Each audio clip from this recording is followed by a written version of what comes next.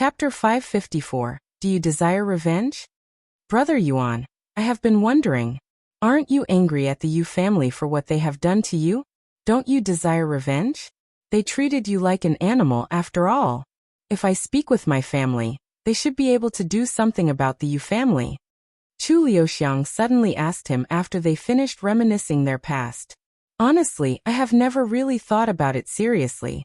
When you say revenge, what do you expect me to do? I do not like unnecessary violence, and even though they have done some horrible things that deserve some sort of punishment, I don't think violence is the right answer. I know, Brother Yuan, that you're not the violent type.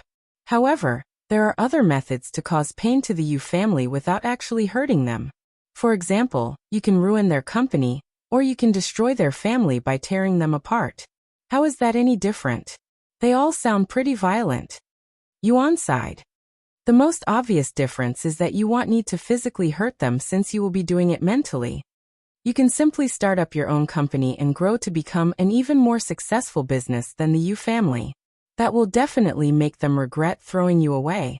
Or you can reveal yourself as Player Yuan, instantly gaining worldwide fame. This will make the Yu family regret ever treating you wrongly, and they will be kicking themselves for the rest of their life knowing that they'd tossed away the one and only Player Yuan. Yuan turned silent to ponder. Can these methods really help him take revenge against the Yu family for mistreating him and many other things? However, it does sound better than getting violent with the Yu family. Brother Yuan, if you want, I can help you. Let's make the Yu family regret treating you the way they did. Liuxiang said to him with a resolute look in her gaze. Yuan sighed and said, as much as I want to make the Yu family suffer for what they have done, I cannot bear to hurt Yu Rou, who is also part of the Yu family, and I am afraid that hurting her family will also hurt her. I don't think Yu Rou will be affected, since she has already left the family. While she has the Yu family's surname, it doesn't mean that she will follow in their footstep. If you're really that worried, you can simply take Yu Rou into your faction. My faction? Yuan mumbled in a low voice. I don't have a faction. Then you should start one. At least I think you should start one. You have the capabilities and the resources to create one of the strongest factions in the world. If you create a faction, I will also join you, and with 2 spirit masters, I don't think we will have any competitions for a long time. Long enough to reach the peak and solidify our foundations. Yuan turned silent to ponder, as he has never really thought about starting his own faction since that was akin to starting up his own sect in the cultivation world. Does he have what it takes to manage a faction? What if things don't work out? And what if it brings more trouble than good? Wouldn't it be easier if we all just joined an existing faction that already has its own foundation? Take the spiritual elites for example. I think they're a trustworthy bunch. Liuxiang shook her head on the pillow and said, I don't know much about the spiritual elites or the 6 spiritual families operates, and I believe you when you say that they are trustworthy, but I still think that it would be for the best if you created your own faction. This way, you don't have to worry about any restrictions in the future, and you can do everything at your own pace. If you join another faction, you will never fully be able to spread your wings. At least that's what I believe. Alright, give me some time to think about all of this since it's not something I can rush. Take all the time you need, Brother Yuan, since I will always be by your side now. Liuxiang giggled in a low volume. Eventually, Liuxiang started getting sleepy, but before she closed her eyes, she made sure to snuggle herself closer to Yuan. Yuan could feel her soft body clinging to him, and he could smell the soothing fragrance coming from her silky brown hair. But he didn't think too much of it and also went to sleep, as he was used to sleeping with her in such a manner back in the orphanage.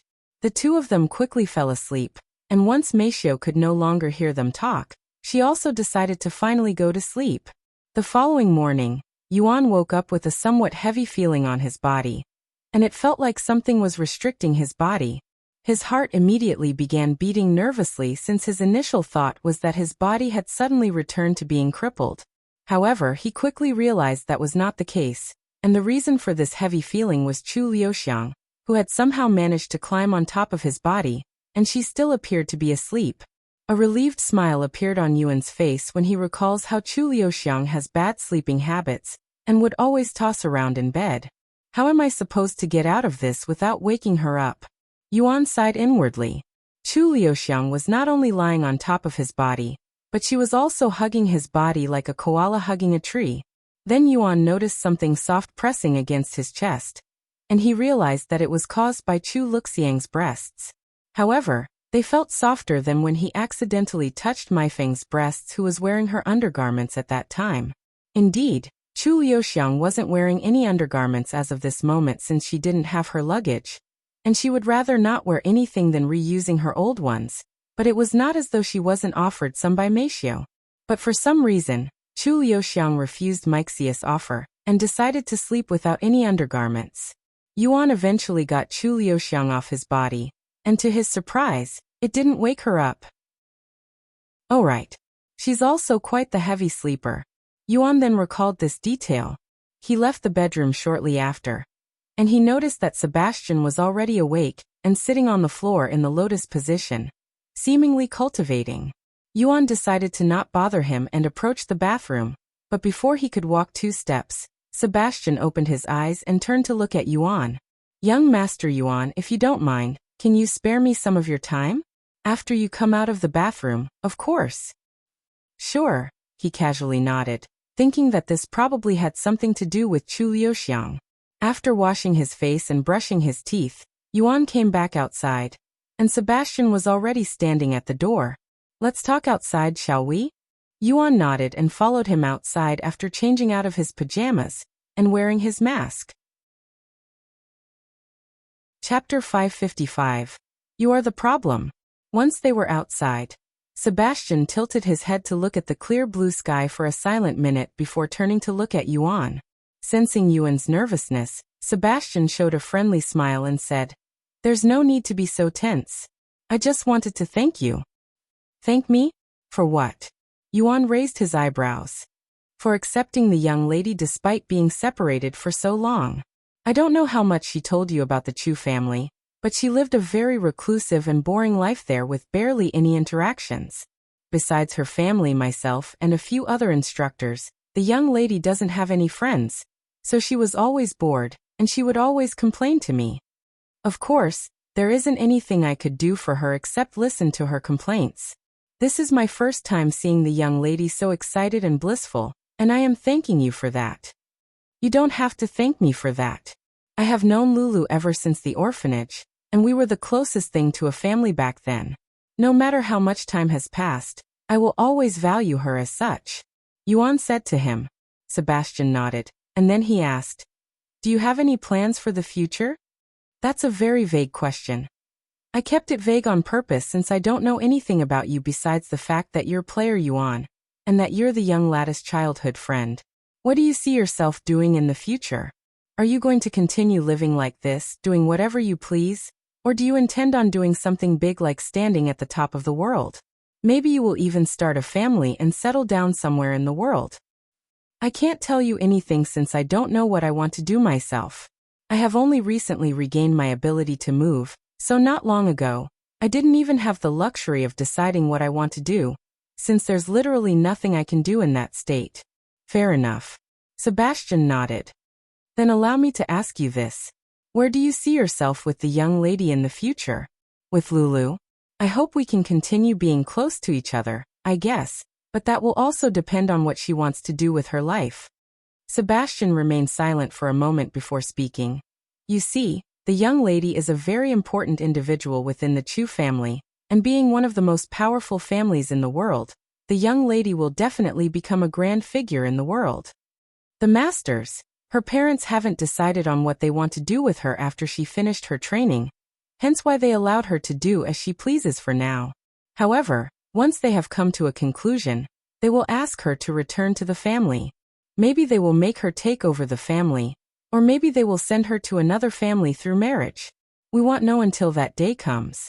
However, regardless of what her parents want the young lady to do, there will be a problem. And that problem is you, young Master Yuan. Ha! Why would I be a problem? Yuan asked, as he was truly puzzled. You're too important to the young lady. I dare even say that you're more important to the young lady than the Chu family is to her, so if she has to pick between you or the family, She will most definitely pick you. That is what I believe after seeing you two together for less than a day. Sebastian's words confused Yuan even further. Why does she have to pick between me and her family? As ID said, the young lady's freedom is only temporary. Once she has to return to the family, she will most likely lose that freedom again and return to being alone or live with another family, which means that she will no longer be able to see you again, and the young lady won't accept that, so she might decide to leave the family, which will cause many problems. Yuan was speechless. Why must a family become more complicated the more powerful they become? Why would they take away Chu Liuxiang's freedom? Why won't she be able to see him again? He cannot see how this would benefit anyone. Sebastian then continued. Therefore, you must make a decision. If you want to stay with the young lady, then you should prepare yourself for the future and become more influential so that you can affect even the Chu family. You may be a little famous right now, but it's not nearly enough to truly affect the world and those that stand at the top. However, if you don't intend on doing that, then I suggest you separate from the young lady as soon as possible, so that neither of you gets hurt, especially since the longer you're together, the more difficult it will be for you two when you have to separate. You must also understand that I am not threatening you right now, young Master Yuan. In fact, I am on the young lady's side, as I have been ever since I was assigned to take care of her. I just want you to be aware of the young lady's situation, and I don't want her to experience any grievances. I have been with the Chu family for nearly my entire life, so I know how they operate very well. Although there is no doubt that they care deeply for the young lady, it is also a fact that she was adopted, so she isn't truly part of the Chu family. Even if they cannot benefit from her, they won't just throw her away, as they have sacrificed too many resources for her. After a moment of silence, Yuan said, I don't know what to say or think of this information. Don't worry, you have plenty of time to think and come to a conclusion, but don't take too long since the Chu family is sometimes very unpredictable. Anyways, it was nice talking with you, young Master Yuan. If you have any questions, I will always be available. Sebastian said to him. Chapter 556, Chu Liuxiang's Ambitions. Shortly after Yuan and Sebastian left the immortal caves to talk, Meishio woke up from her sleep to find Chu Liuxiang sleeping in a weird position, and Yuan gone. She didn't think too much of it, and went outside, but neither Yuan nor Sebastian was around. She wondered where they went as she entered the bathroom to clean her face. And as Meishio left the bathroom, Chu Liuxiang was coming out of the bedroom with a sleepy expression on her face. Where's brother Yuan? Chu Liuxiang asked. I don't know. He was gone by the time I woke up. Is that so? Chu Liuxiang then entered the bathroom to clean her face. Once she came out of the bathroom, she saw Meishio sitting at the table alone, and after pondering for a second, she decided to sit with her. Meishio quickly noticed Chu Liuxiang staring at her, mostly because Chu Liuxiang didn't try to hide the fact. Is there something on my face? Meishio asked her. No, I was just thinking that you're very pretty. To her surprise, Chu Liuxiang actually praised her appearance. Thank you. Meishio felt a little awkward after hearing Chu Liuxiang's praises. Hey, I have a question. What do you think of brother Yuan? Chu Liuxiang suddenly asked her. What do you mean? Meishio raised her eyebrows slightly. I am asking what you think of brother Yuan as a man. Are you interested in him? Or are you already in love with him? I have watched you for an entire day, but I cannot figure it out. Surely, you must have some feelings for him since you have been living with him for so long. And brother Yuan is a very charming man, in his own way. Chu Liuxiang blatantly asked Meishio if she loved Yuan. And sure enough, Meishio was left speechless by such a question. But before she could even respond, Chu Liuxiang continued. Actually, you don't have to tell me since it won't really change my decision. Your decision? Meishio asked out of curiosity. My decision to stay with brother Yuan for the rest of my life as his wife. I wasn't sure about my feelings at first, but after seeing him again, I am certain that I love him, so I want to be with him. Even if I have to leave the Chu family. Meixia's eyes' visibility widened after hearing Chu Liuxiang's declaration of love for Yuan. But she was more surprised that Chu Liuxiang had the courage to say such words out loud than the words themselves. After all, Anyone could tell that Chu Liuxiang had intimate feelings for Yuan, just by how she acted when around him. Seeing Maixius' reaction, Chu Liuxiang smiled and said, "Don't worry, it's not like I am declaring war or anything like that by telling you that I love Brother Yuan. I just wanted to clear your doubts since you seem to question my feelings for him." Meixiu opened her mouth, but no words came out, as she wasn't sure how she should respond to Chu Liuxiang's words. Obviously, she had some feelings for Yuan, but she wasn't as bold as Chu Liuxiang to announce that out loud. 2. I want 2 children with Brother Yuan, no matter if they are a boy or a girl. That is my dream, or should I say dreams. And I hope to achieve one of these dreams before I have to return to my family.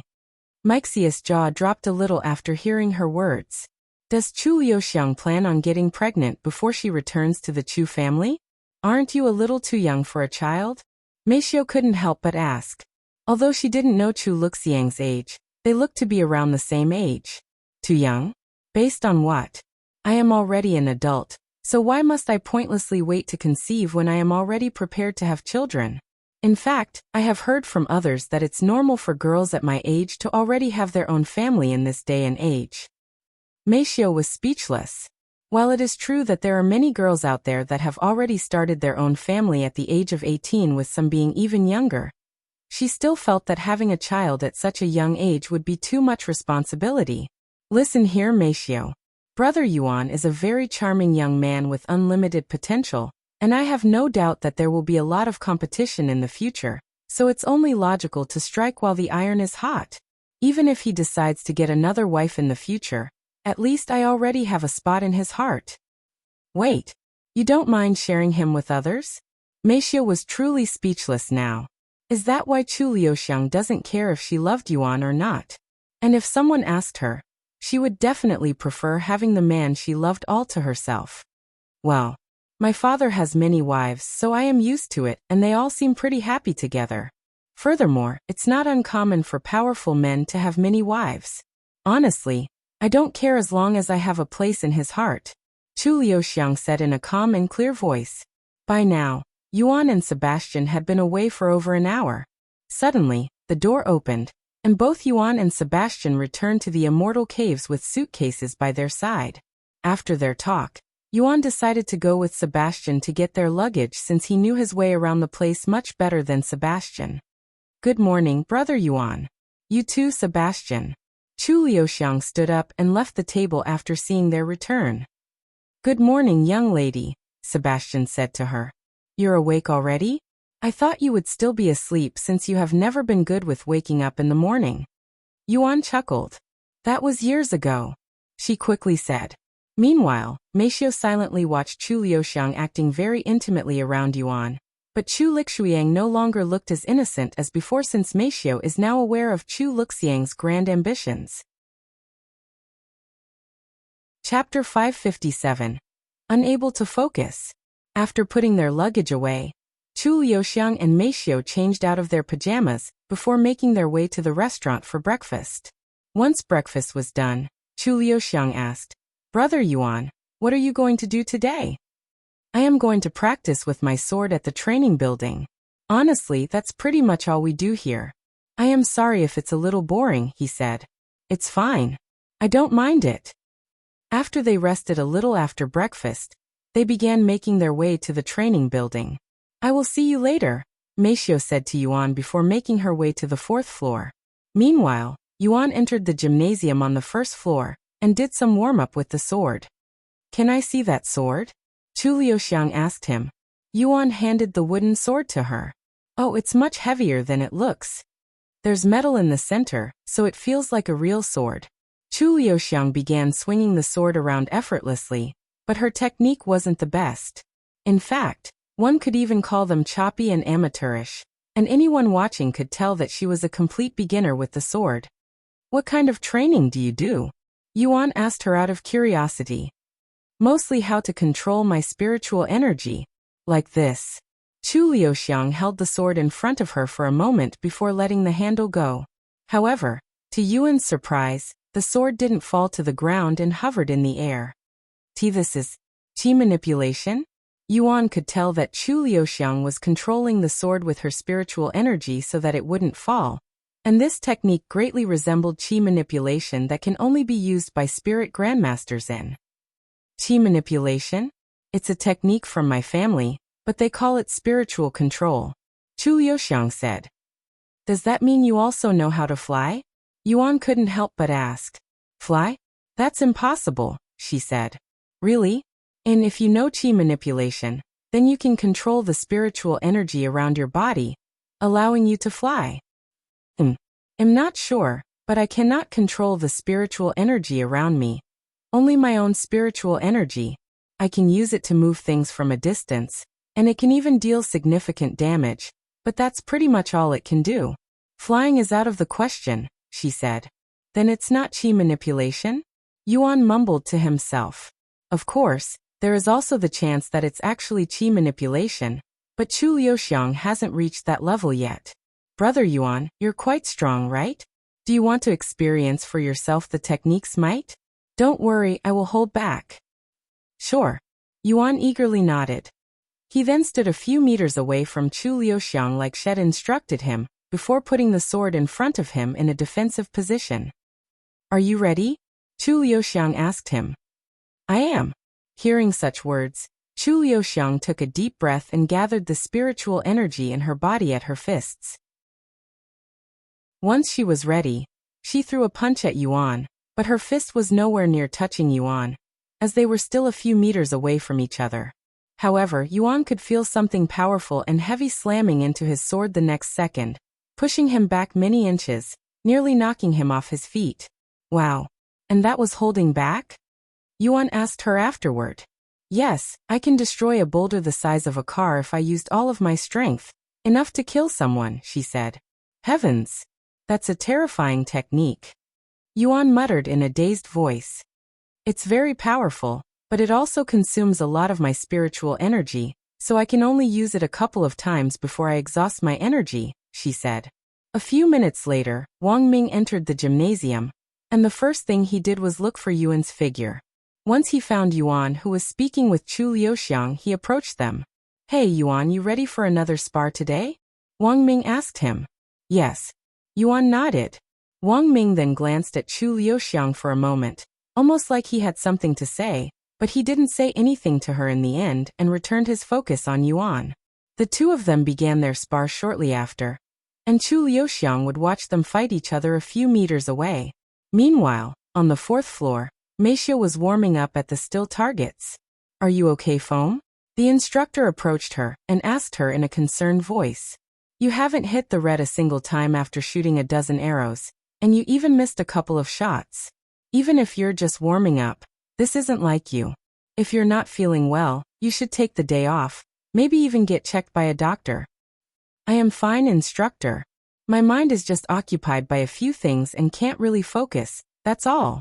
Meisha said, as she would keep thinking about her conversation with Chu Liuxiang this morning. If you cannot focus, you should put the bow down and meditate until you can clear your mind. The instructor advised her. I shall do that then. Thank you. Meisha placed her bow down and began meditating near the wall, so that she doesn't obstruct the others. However, when she closed her eyes and tried to clear her mind, Chu Liuxiang's words would continue to resound inside her head. What do you think of Brother Yuan? I love Brother Yuan, and I wish to stay with him forever as his wife.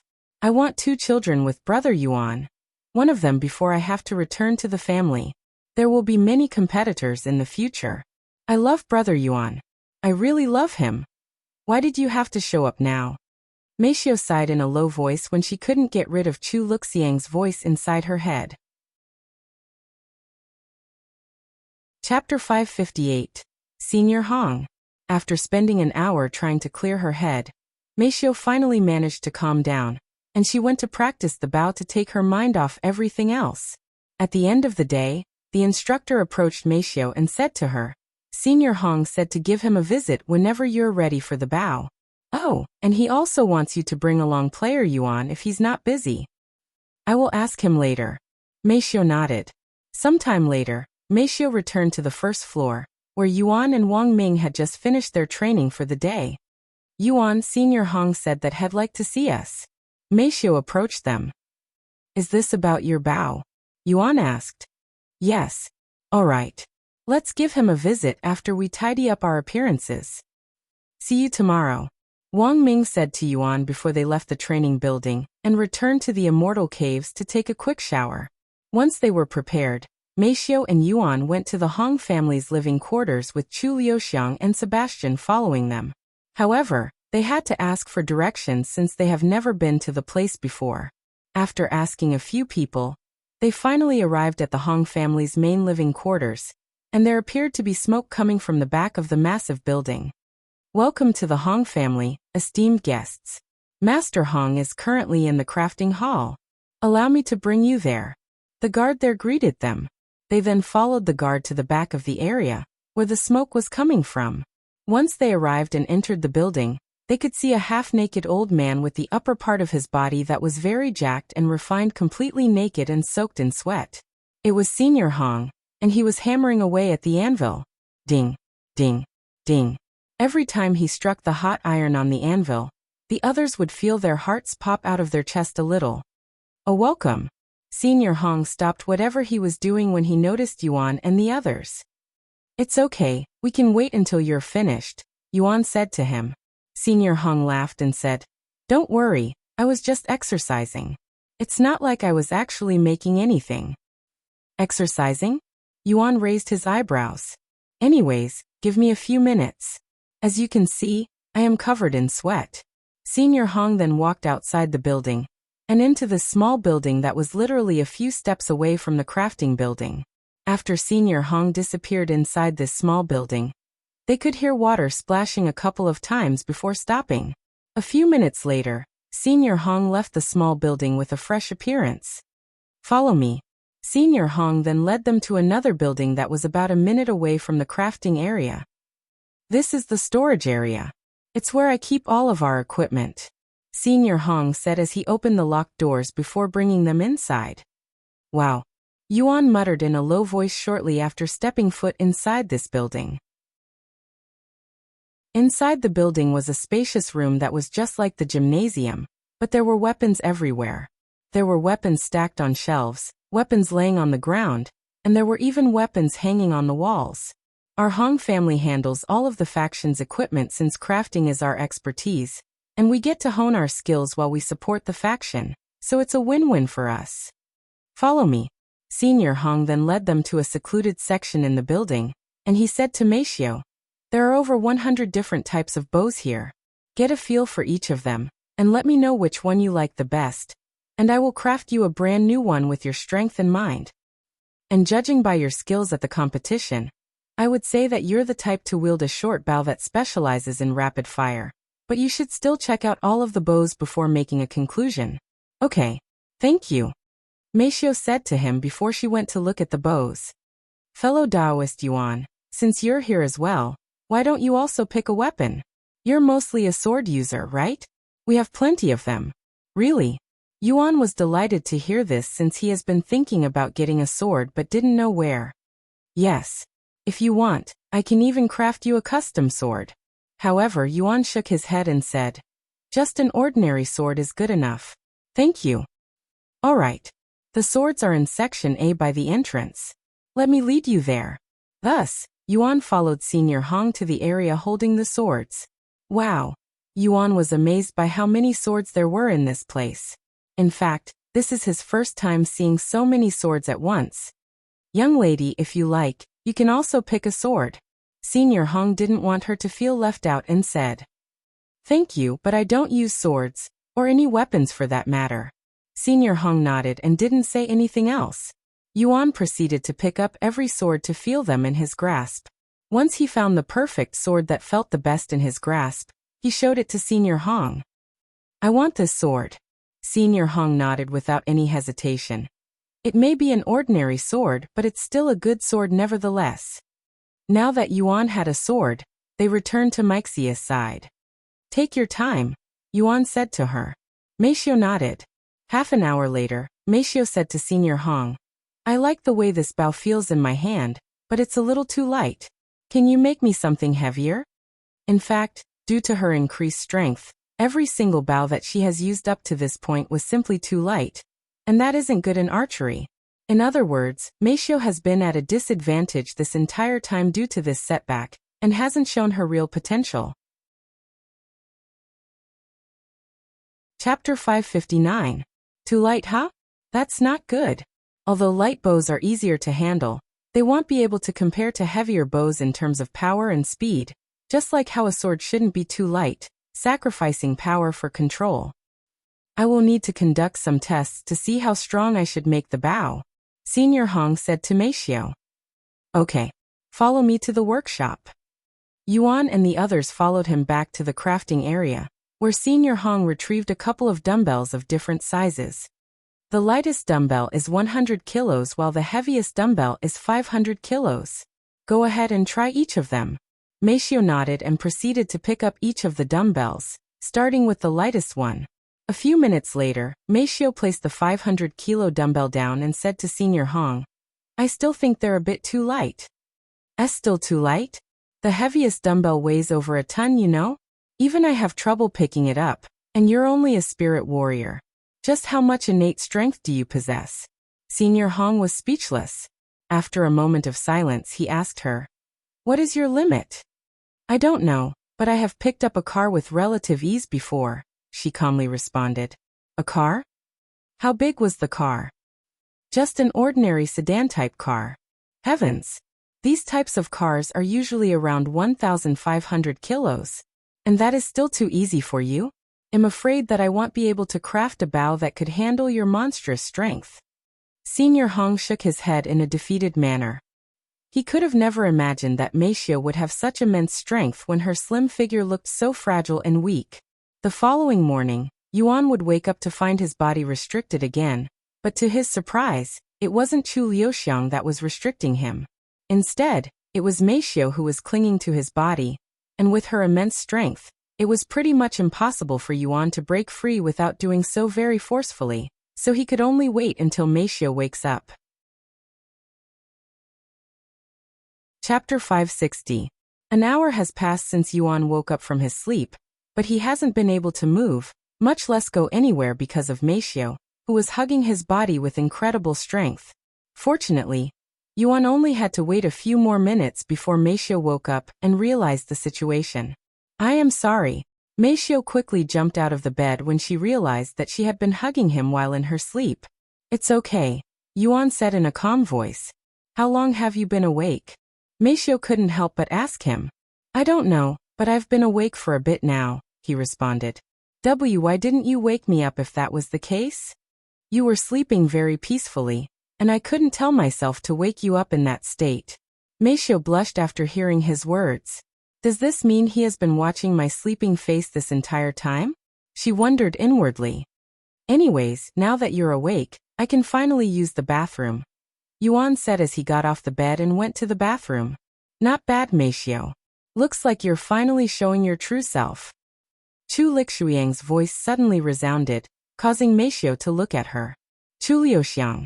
It's not like that. Meishio refuted in a low voice. Or are you trying to fool? As someone who is deeply in love with brother Yuan, I can tell when another girl is also in love with him. You're not benefiting anybody by lying to yourself.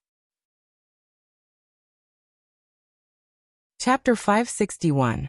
Once the instructor showed Yuan how to hold the staff, he swung the staff around in a slow but precise manner, allowing Yuan to see every single one of his movements more clearly. A few minutes later, the instructor stopped his movements and turned to look at Yuan before handing him the staff. Here. I showed a little more than I was supposed to, but I wanted to give you a grasp of what it means to wield a staff. After Yuan accepted the staff, the instructor went to grab another one for himself. Am I holding this properly? Yuan asked. Yes, that's perfect. Now let's start with the basic movements. The instructor then executed a single strike with the staff before freezing in that position. Yuan followed his movements and executed the same strike with perfection. Of course, it was only a basic movement, so it wasn't that impressive. Hey, race a follow-up. The instructor resumed his movements and swung the staff again. Yuan followed. The two of them would continue in this manner until they executed most of the basic movements. Now try to do it all at once without any long pauses. The instructor said to him. Chapter 562. After eating dinner, Yuan retired to his bedroom with the other two ladies. Good night, Brother Yuan, Liuxiang said to him after snuggling close to him. Meanwhile, Meishio took a seat a few meters in front of the bed and started cultivating. Although she was already a spirit warrior and ahead of the majority of people in the world, she didn't want to lose to Liuxiang, who was a spirit master. Yuan fell asleep shortly after lying on the bed, as he was incredibly tired from training today, more so than usual since he wasn't used to training with polearms. After falling asleep, Yuan found himself in his dream once again, but he was surrounded by a thick fog that blocked all of his vision. What is it this time? Yuan's initial thought was that it was something caused by the handsome man that would often appear in his dreams. But there was no response. Whoosh.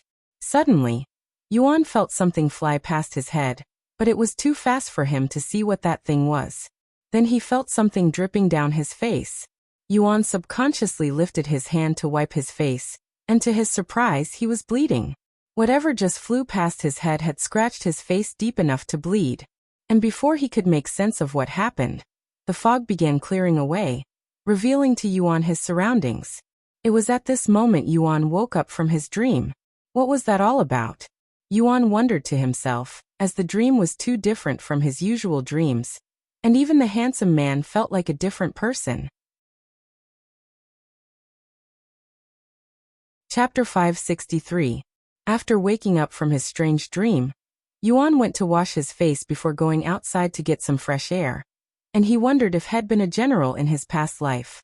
That man in my dream said that I was his reincarnation, but from what I have seen so far, he appeared to live inside a cultivation world.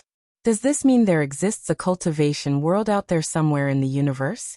Many minutes later, Yuan returned inside the immortal caves, and everyone there was already awake and prepared to grab some breakfast. Where did you go, Brother Yuan? Liuxiang asked him. I was right outside the caves getting some fresh air, he said. They left the immortal caves shortly after to get breakfast. After eating breakfast, they made their way to the training building, where Yuan would spend another day on the third floor training with the spear. As for Meishio, Shed spent most of her time in the outdoor training area. Instructor, can I train with you again today? Yuan approached the bulky man who showed a bittersweet smile on his face after hearing Yuan's request. After all, he didn't want to lose again before so many disciples, and had already lost plenty of face from yesterday's loss. However, as though the heavens were on the instructor's side, before he could open his mouth to speak, someone suddenly approached them and said, I could spar with you if you'd like. His movements weren't this quick and sharp yesterday. It's almost like I am watching an entirely different person than yesterday. What kind of training did he undergo yesterday? How can someone improve so drastically in less than a day? The instructor cried inwardly. Chapter 564. Sebastian, what do you think of Brother Yuan? Liuxiang asked him as they watched Yuan spar with Lang. I think he's a very talented young man, perhaps even the most talented person I have ever seen. I dare say that even the top geniuses from the Chu family wouldn't be able to match him, he calmly responded. Then do you think my parents would accept someone like him? Liuxiang asked, her intentions clear with that question. Sebastian pondered for a moment before speaking. Young lady, you should know very well the master's personality. Talent alone won't be enough to impress them. He'll need more than that to receive their recognition. Is that so? Liuxiang mumbled. Sometime later, the crowd surrounding Yuan and Lang suddenly erupted with cheering and excitement. Oh, he won. Player Yuan actually managed to defeat Lang. Heavens, what was that technique at the end? I have never seen anything like that before. In the middle of the circle, Lang was sitting on the floor with a look of disbelief on his face. What kind of technique was that just now? Lang asked Yuan. It doesn't have a name, he said. After all, had learned the technique from watching the handsome man his dream. I see. Anyways, it was a great fight. I didn't actually expect to lose if I am being completely honest. Lang extended his hand for a handshake. Yuan accepted his hand and said, "Likewise, I enjoyed the spar." Sometime later, the instructor approached Yuan and said, "You must have practiced a lot even after you went home." "Training?" Yuan raised his eyebrows, but he didn't respond to that, as he figured that it would be for the better. "How about another round? I still have a lot of energy." Lang asked Yuan a moment later. The thousands of spectators cheered for the contestants afterward. "Wow, is that really player Yuan? This is my first time seeing him. He's also wearing a mask out here? Damn it. I wanted to see his face at the very least." Chapter 565. After introducing the contestants, a servant approached the stage while carrying a small box. "This is what will decide your matchups. Whoever holds the same numbers will be fighting that round. That is all." A moment later, the contestants picked their number. Yuan looked at the paper in his hands. "Number 1". The matches will be in the order of the number, so whoever has number 1 will be the first to fight, said the announcer on the stage. "I am first," Yuan said. The announcer nodded and looked at the other 7. "Who has the other number 1? "Iche." Someone there sighed as he raised his hand into the air. "It's me," Wang Ming said in a defeated voice. He turned to look at Yuan and smiled bitterly. "I didn't expect to lose on the first round. What bad luck." "Everyone but the fighters for the first round please leave the stage," the announcer said. Very quickly, everyone but Wang Ming and Yuan left the stage. "What about our weapons?" Yuan asked. Chapter 566. Ding. Wang Bingbing swung her sword at Hong Xiuquan, but Hong Xiuquan used his gauntlets to protect himself, using it as a shield. After defending the attack, Hong Xiuquan used his other hand to throw a powerful punch at Wang Bingbing, who elegantly twisted her body to dodge it. "Wow, it's like wielding 2 weapons at once," Yuan mumbled. Although he's at a disadvantage due to his very limited range, he more than makes up for it since that allows him to defend and attack at the same time. Wang Ming said, "Doesn't it still hurt when he defends? Even though he has steel gloves, the impact should still hurt him quite a bit." Yuan asked. "Yes, but the gauntlets aren't something you just put on and use like a sword or other weapons. It requires the wielder to train their body if they want to use it efficiently." Hong Xiuquan had to temper his body, mostly his arms, to extreme lengths, so that he wouldn't have a broken arm every time he defends. He has bathed in treasure since he was young, not to mention the strenuous physical training he does almost every day, allowing his arms and bones to become as durable as steel. Body tempering, huh? I wonder how they temper their body. Is it any different from what I did in? However, this would mean that treasures with spiritual energy really exist in this world. I should ask them later. Ding. Ding. Ding. Wang Bingbing and Hong Xiuquan fought fiercely for many minutes with Wang Bingbing trying to break Hong Xiuquan's defenses, while Hong Xiuquan tries to catch Wang Bingbing off guard with a counterattack, but neither of them was successful after many minutes of going back and forth. Compared to player Yuan and Wang Ming's battle, this is kind of boring, right? Chapter 567. Ding. Whoosh. Ding. Lang continued his assault on Wu Zhao relentlessly, but Wu Zhao would always manage to block or deflect the attack.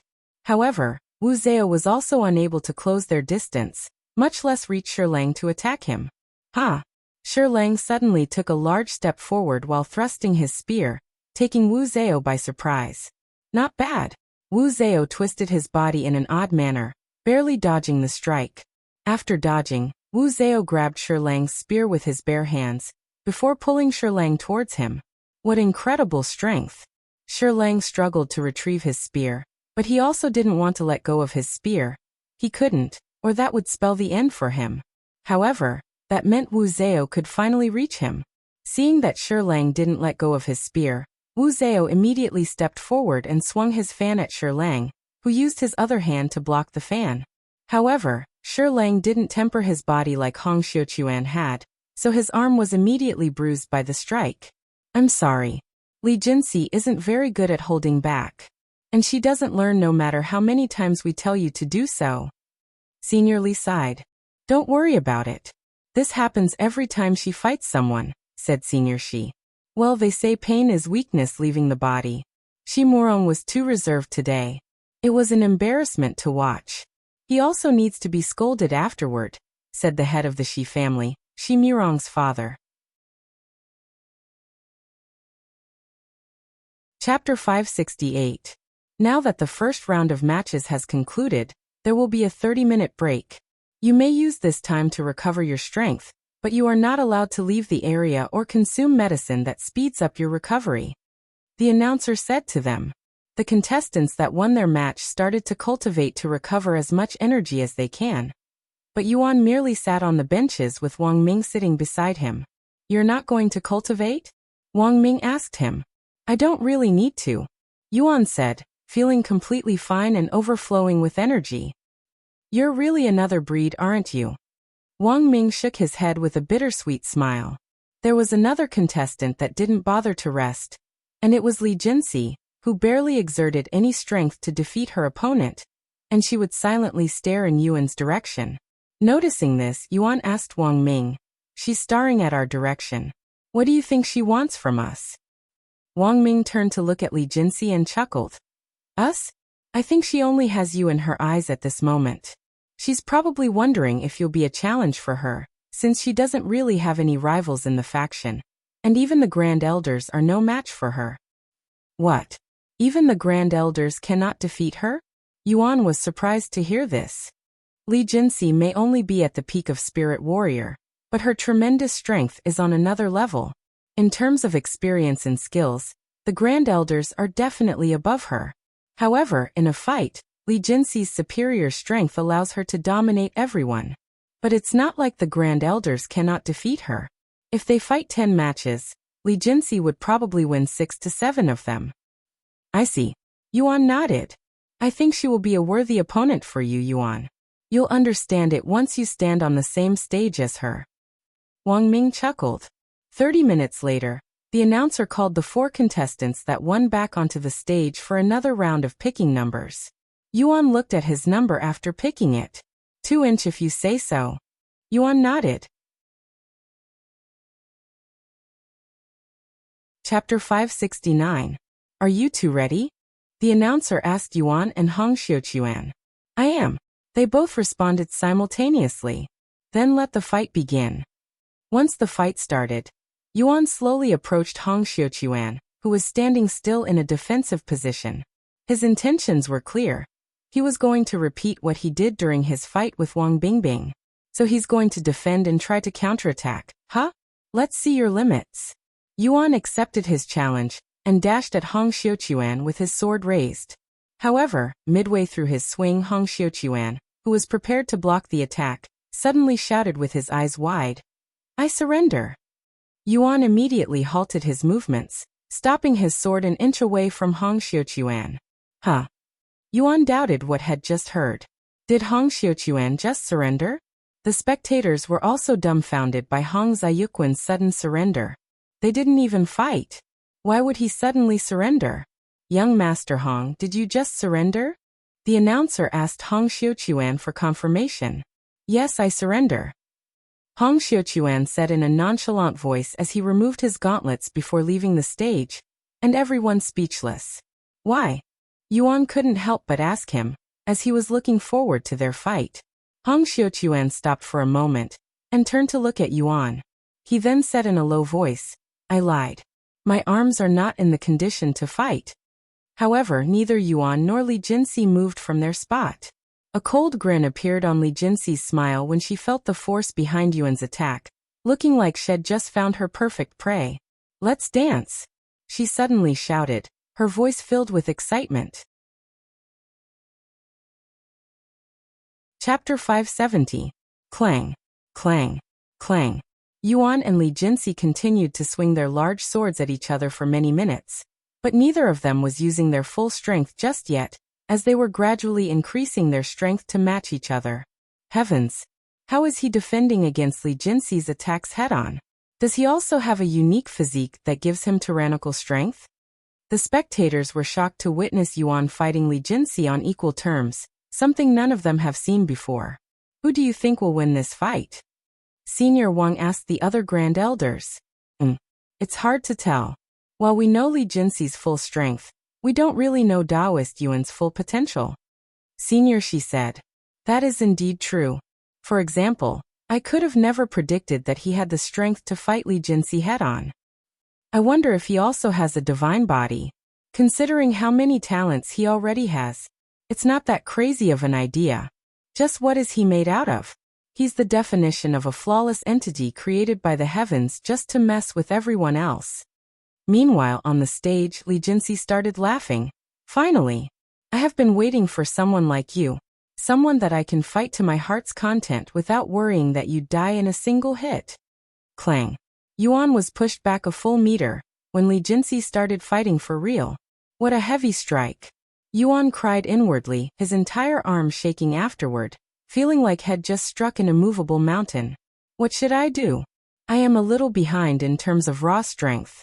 Yuan pondered as he looked at Li Jinxi, who was glaring at him like a tiger before its prey. What are you waiting for? Are you too afraid to continue? I can tell that you're weaker than me in terms of strength. Li Jinxi said to him. Yuan remained silent. There was a good chance that his movement technique wouldn't work on her, who has very keen eyes and a fast reaction, not to mention her weird sword technique that allows her to change her sword's direction at will. Meanwhile, the doctors went to check on Li Jinxi's condition, who was only knocked unconscious with a couple of minor injuries. Young Master Yuan, do you have any words to say? The announcer handed Yuan a microphone. Yuan subconsciously accepted the microphone, but he had nothing in mind. Chapter 571. Thank you for letting me fight here today. It was a wonderful experience. Yuan said to the microphone before handing it back to the announcer and walking off the stage. Yuan, what kind of technique was that? I have never seen anyone dominate Li Jinxi in such a manner before. Wang Ming approached him with a look of disbelief on his face. Technique? That wasn't a technique. At least I don't think so. Yuan said. In fact, even he doesn't know what that power was. It came suddenly and disappeared as quickly. And even though it gave him incredible strength, Yuan regretted that he wouldn't be able to fight Li Jinxi properly. Is there anyone out there that can push me to my limits? Yuan sighed inwardly. At this rate, he will have to play if he wants to fight any worthy opponents. After the tournament, Yuan regrouped with the others. Congratulations, brother Yuan. You were very handsome on the stage. Chu Liuxiang said to him. Thank you. Yuan nodded. Daoist Yuan, what was that golden aura around you? It felt kind of similar to Li Jinxi's technique at the end. Senior Li asked him. Sorry, but I don't know. Yuan shook his head. The grand elders didn't say anything else, as they believed that Yuan wanted to keep his secrets to himself, which was a normal thing to do. Regardless, it was refreshing to see Li Jinxi being on the receiving end of the beatdown since she's usually the one beating her opponents. Senior Li laughed out loud despite talking about his own granddaughter.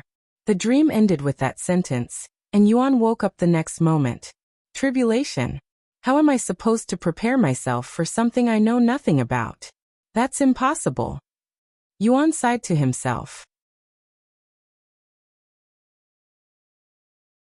Chapter 572. After waking up, Yuan quietly left the bedroom and went outside the immortal caves, but it was still completely dark outside. Clearly, had woken up earlier than usual. He then walked to the small pavilion located right next to the immortal caves and took a seat underneath it. Just who am I? He mumbled in a low voice. Although he has pondered about his purpose in life many times throughout his life, he has never once questioned his identity. However, ever since he started having these dreams, he found himself questioning his identity more and more often. Who are my parents? Why did they abandon me? Am I really the reincarnation of a powerful cultivator? Or am I merely going crazy? Yuan sat underneath this pavilion for an unknown amount of time, silently pondering about his own identity and his reason for existing. Eventually, the sun began rising. Ding, when the sun just peeked over the horizon, Yuan heard a beautiful and familiar-sounding noise coming from somewhere not too far away from him, causing him to snap out of his daze. This sound? Someone is playing the zither? Yuan subconsciously stood up and began following the direction of the sound. After walking for a few minutes, he arrived in a secluded area behind the immortal caves, where a young woman was sitting on top of a large boulder playing with a wooden zither on her lap, her eyes completely closed. After a moment of silence, she said, "About that," she pointed at her closed eyes and said, "I don't want to scare you, but I lost my vision shortly after I started playing the zither, and I was born with perfect vision." "What?" Yuan muttered in a dazed manner. Chapter 573. You sound surprised, the young woman said after hearing his dazed mumble. And she continued, "Don't you also play the zither? Did nothing happen to you? As far as I am aware, everyone that plays the zither has encountered misfortune that ruined their lives one way or another." After a long moment, Yuan said, "I learned to play the zither inside, where such a curse doesn't exist.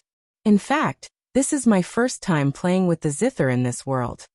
The young woman covered her mouth in a shocked manner. "Why didn't you say so before I handed you the zither? And why did you accept it? Now you'll also be met with misfortune," the young woman said to him in a worried voice, as she felt responsible for handing him the zither. Yuan chuckled and said, "You don't have to worry about me. I don't think playing a single song will affect me. Furthermore, he is already afflicted with many powerful curses, so having another one won't really matter to him. If you don't mind me asking, why are you still playing the zither despite the curse that took away your vision?" Yuan asked her afterward. "It's simple. I love the zither too much to let it go. It can take away my vision, but as long as I get to continue playing the zither, I don't mind some sacrifices," she responded in a calm voice. Yuan was left speechless by her words. He has never seen anyone so dedicated and passionate about an instrument before. If he was in her shoes, he would gladly give up playing instruments for his vision back. After a moment of silence, he asked, "Then can you tell me a little more about the curse? You said that you lost your vision shortly after playing the zither. How did it happen?" Chapter 574. Azure? Is that your nickname? Yuan asked her, as it was a weird name to have for someone part of the Wang family. Azure chuckled like a fairy before speaking. "No, that's my real name. I belong to the Wang family, but I do not share the same blood as them. In other words, I was adopted, and Azure was what the kids at the orphanage would call me, so I stuck to it." "She's also adopted?" Yuan's mouth opened a little from surprise. This is the first time that he can relate to someone so well. Not only were they both orphans, but both of them became sick out of the blue and without any logical explanation. Not to mention that they also played the zither. It was almost as if Yuan was standing in front of a mirror right now. "Anyways, I have to go now. It was nice speaking with you, Yuan. If you are free in the future, let's play the zither together. I don't normally play outside, but since you're here, I will come outside more often." "Okay." Yuan immediately nodded. "How about tomorrow?" she then asked. "Same time?" Yuan asked. "Same time. Then it's a promise. See you tomorrow." Azure then picked up her zither and left the place shortly after, but she didn't forget to wave at Yuan before she left. "Oh, is this the sword technique used by Wang Ming during our first fight? So it was called Sword of Dominance, huh? What a domineering name. Very fitting for such a powerful strike." Yuan looked at the technique while trying his best to not accidentally learn them as he does in Chapter 575. Are these techniques too lackluster, or am I simply too spoiled by the techniques in?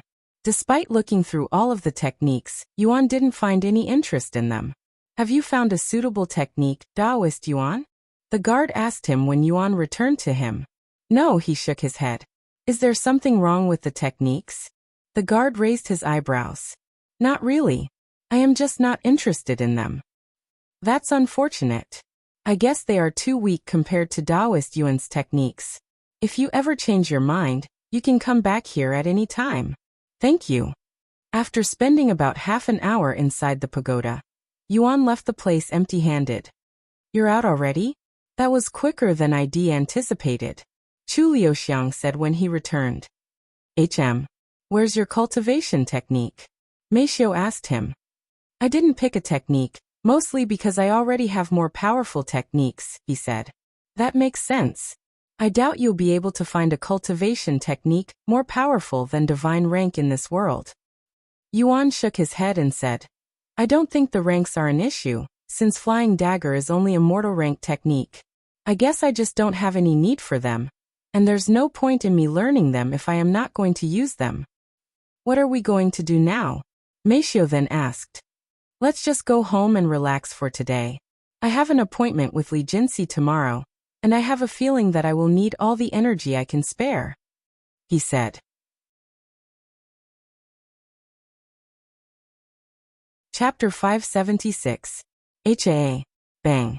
The ground shook as Li Jinsi struck the ground with her greatsword, creating a large crack in the earth, but she immediately pulled it back out to defend against Yuan's attack. Dong. Li Jinsi was sent flying for a few meters before stabilizing herself.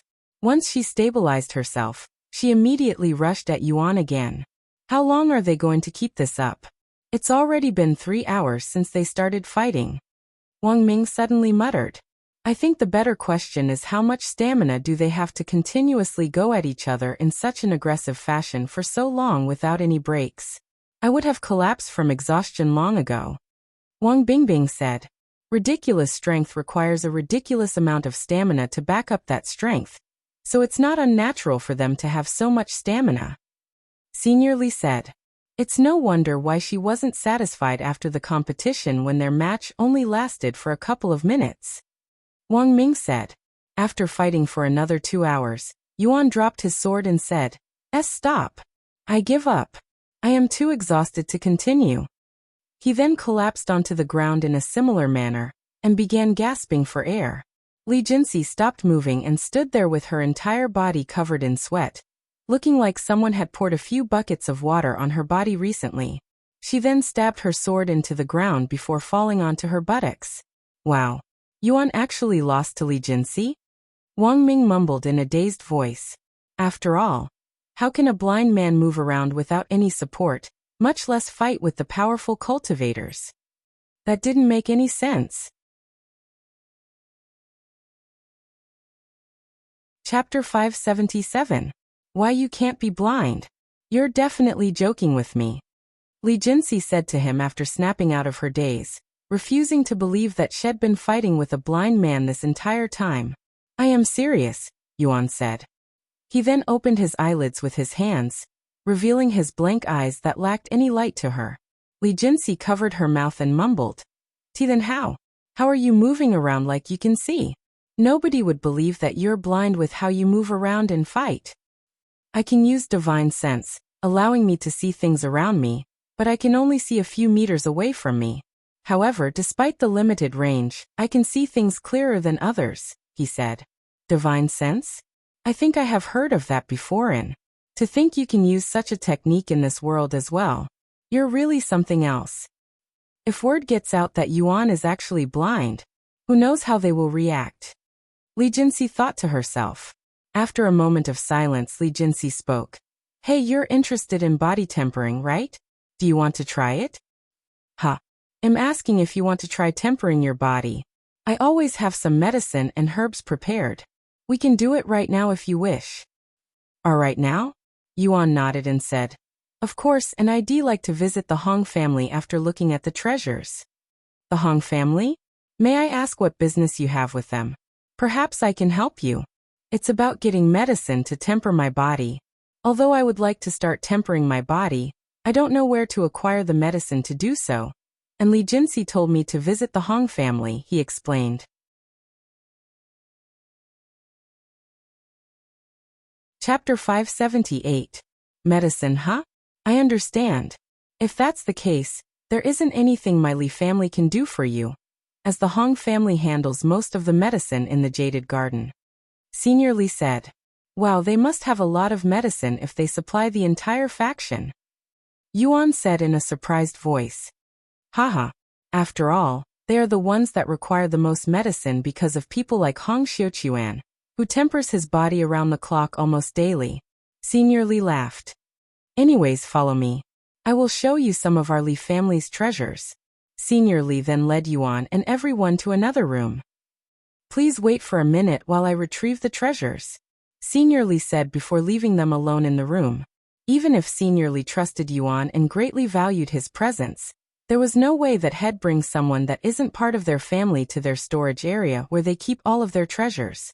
Yuan patiently waited for Senior Li's return, his anticipation high. About 15 minutes later, Senior Li returned with 3 boxes in his grasp. He placed them on the table before Yuan and the others. This is the first treasure. Senior Li opened the first box, revealing a somewhat dried-up ginseng inside. This is a treasure? Yuan raised his eyebrows. It was an honor. Senior Li smiled. Chapter 579. By the way, I forgot to ask, but how do you use the treasures? Yuan asked Senior Li after he returned from putting away the treasures. Well, you can consume the ginseng or use it to make medicine. As for the jade slip, you simply absorb the spiritual energy within, he said. I see. Sometime later, Yuan and the others left the Li family's living quarters. Li Jinxi, show them the way to the Hong family. We also need to restock our medicine, Senior Li said to her. I understand. Thus, Li Jinxi led them to the Hong family. Taoist Yuan? What brings you to the Hong family? Senior Hong asked him, feeling pleasantly surprised by his presence. Hello. I'd like to temper my body, but I don't know where to get the medicine required for it, and the Li family recommended that I speak with your family, Yuan said. I see. You came at the perfect time. Our family is currently harvesting this month's medicine supply, Senior Hong said. Harvesting? Yuan raised his eyebrows. So you grow your own medicine? Yes. Follow me. Senior Hong then led Yuan and the others to a few miles behind their living quarters, where a large medicine farm was located. Wow. Yuan mumbled, feeling awed from the medicine farm that stretched to the horizon. Every month, we harvest around 100 kilos of medicine from this place, Senior Hong said.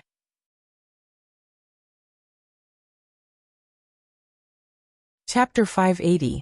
After resting for a bit inside the immortal caves, Yuan and the others went to get dinner. Once dinner was finished, Yuan went to take a bath, and he decided to try tempering his body with the medicine he'd received from the Hong family. However, during his tempering, someone opened the door and entered the bathroom. Knowing that it wasn't a stranger, Yuan didn't panic this time. However, he was still surprised to see Liuxiang entering the bathroom with nothing but a towel around her body. Can I take a bath with you, Brother Yuan? She asked him. I don't really mind, but the water is, he said. Before Yuan could even finish his sentence, Liuxiang removed her towel and tossed it to the side before joining the bathtub with him.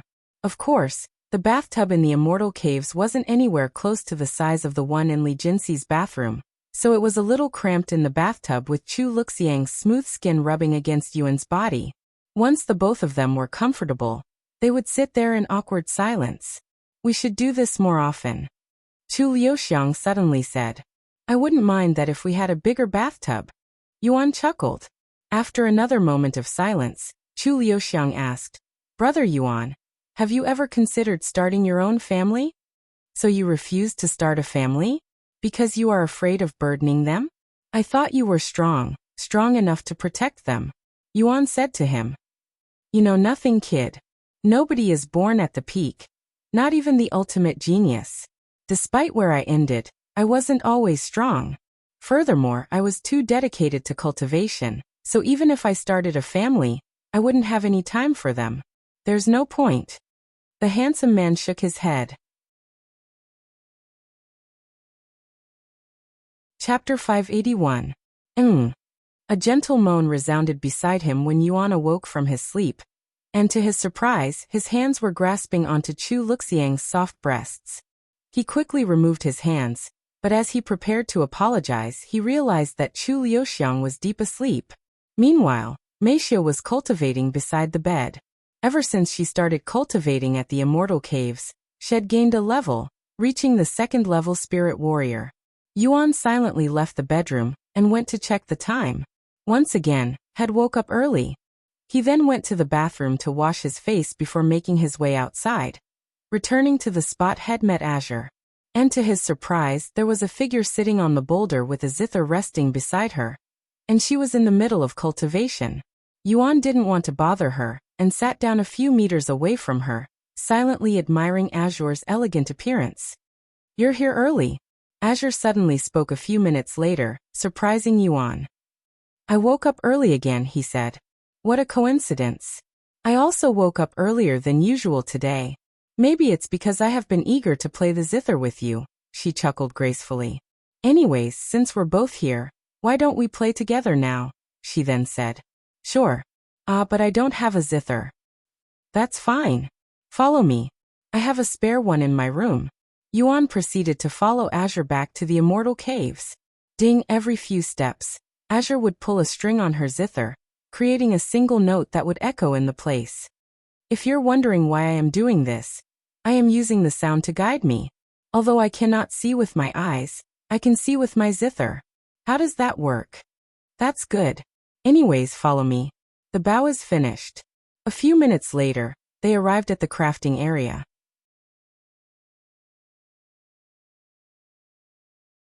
Chapter 582.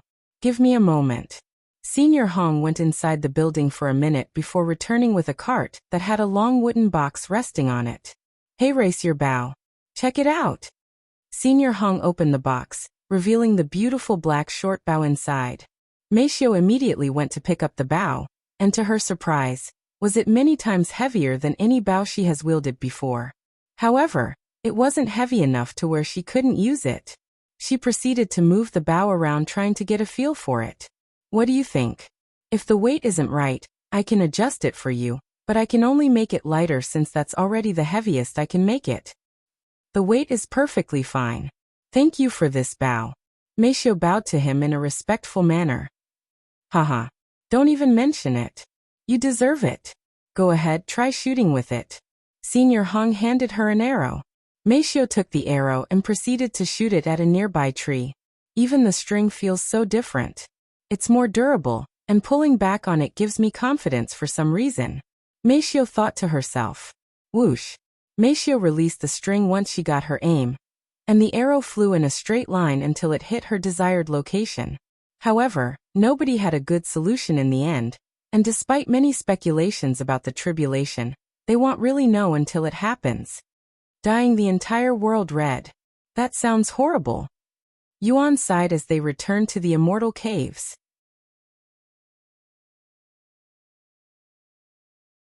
Chapter 583. Brother Yuan, do you think the divination is true? Or is this merely a coincidence? Chu Liuxiang asked him when they returned. I want to believe it's merely a coincidence, but...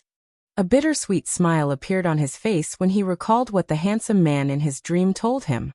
I don't know. I just have a bad feeling about the situation. Chu Liuxiang shrugged and said, Well, even if there is a calamity, I'm sure you'll protect us, Brother Yuan. Yuan smiled and said, Of course. That is my number one priority. The following day, Yuan woke up early in the morning again. You've been waking up early lately, Yuan.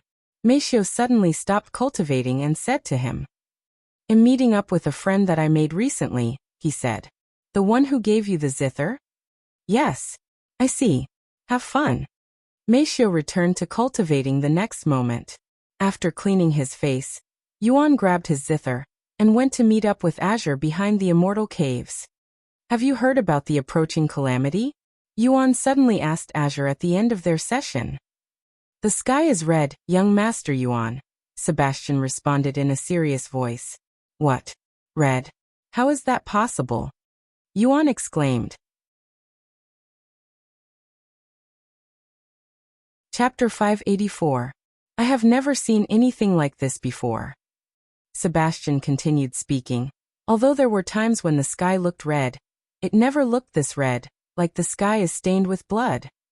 Brother Yuan, do you think this is caused by the calamity? Chu Liuxiang asked him in a worried voice. I don't know, but it's very possible. Let's hurry and find the Grand Elders, Yuan suggested. Thus, they began running to the Wang family's living quarters since they were the closest to the immortal caves.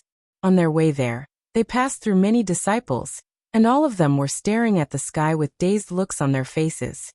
Heavens! It's almost like doomsday is upon us. One of them muttered out loud.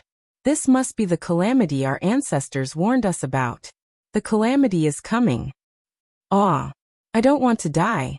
At least wait until I find a cute girlfriend. Everyone in the jaded garden appeared to be panicking, but nobody blamed them. In fact, it was a chaotic scene everywhere around the world at this moment. Right as Yuan and the others arrived at the Wang family, they noticed Senior Wang and the Wang siblings leaving the gates. Senior Wang. Yuan called out to her. Taoist Yuan. Perfect timing. Come with me, Senior Wang said to him. How should I respond to her confession? Yuan sat there and silently pondered to himself until sunrise. And just as he prepared to return to the immortal caves, another earthquake appeared, and it would last a tad bit longer than the last one, not to mention a little stronger as well.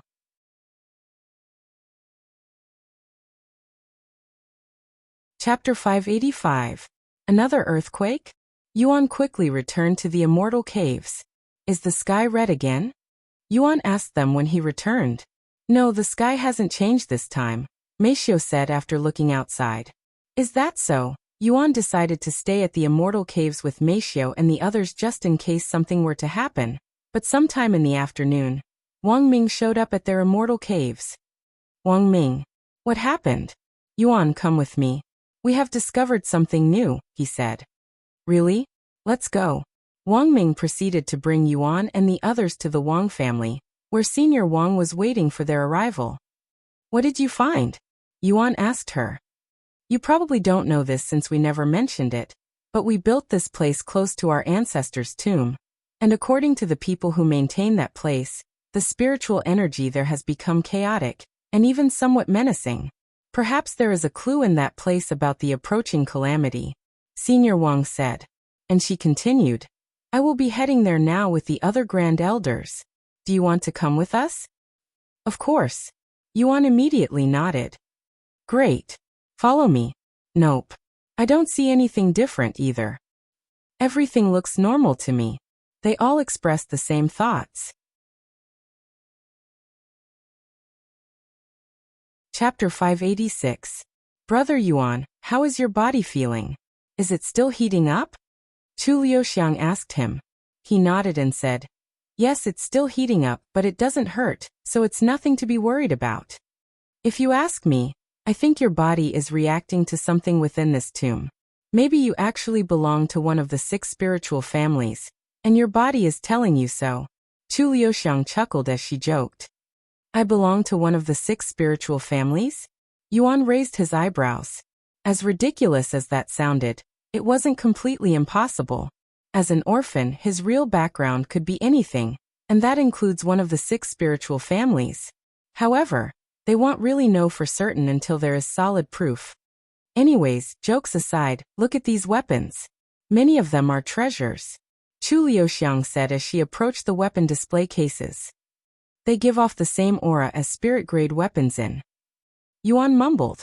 While Yuan and the others looked at the weapons, the Grand Elders scattered around the tomb to make sure there wasn't anything out of the ordinary. About half an hour later, they all gathered again. Anything? Nope. Nothing. Yuan then asked. Is this the only room in the tomb?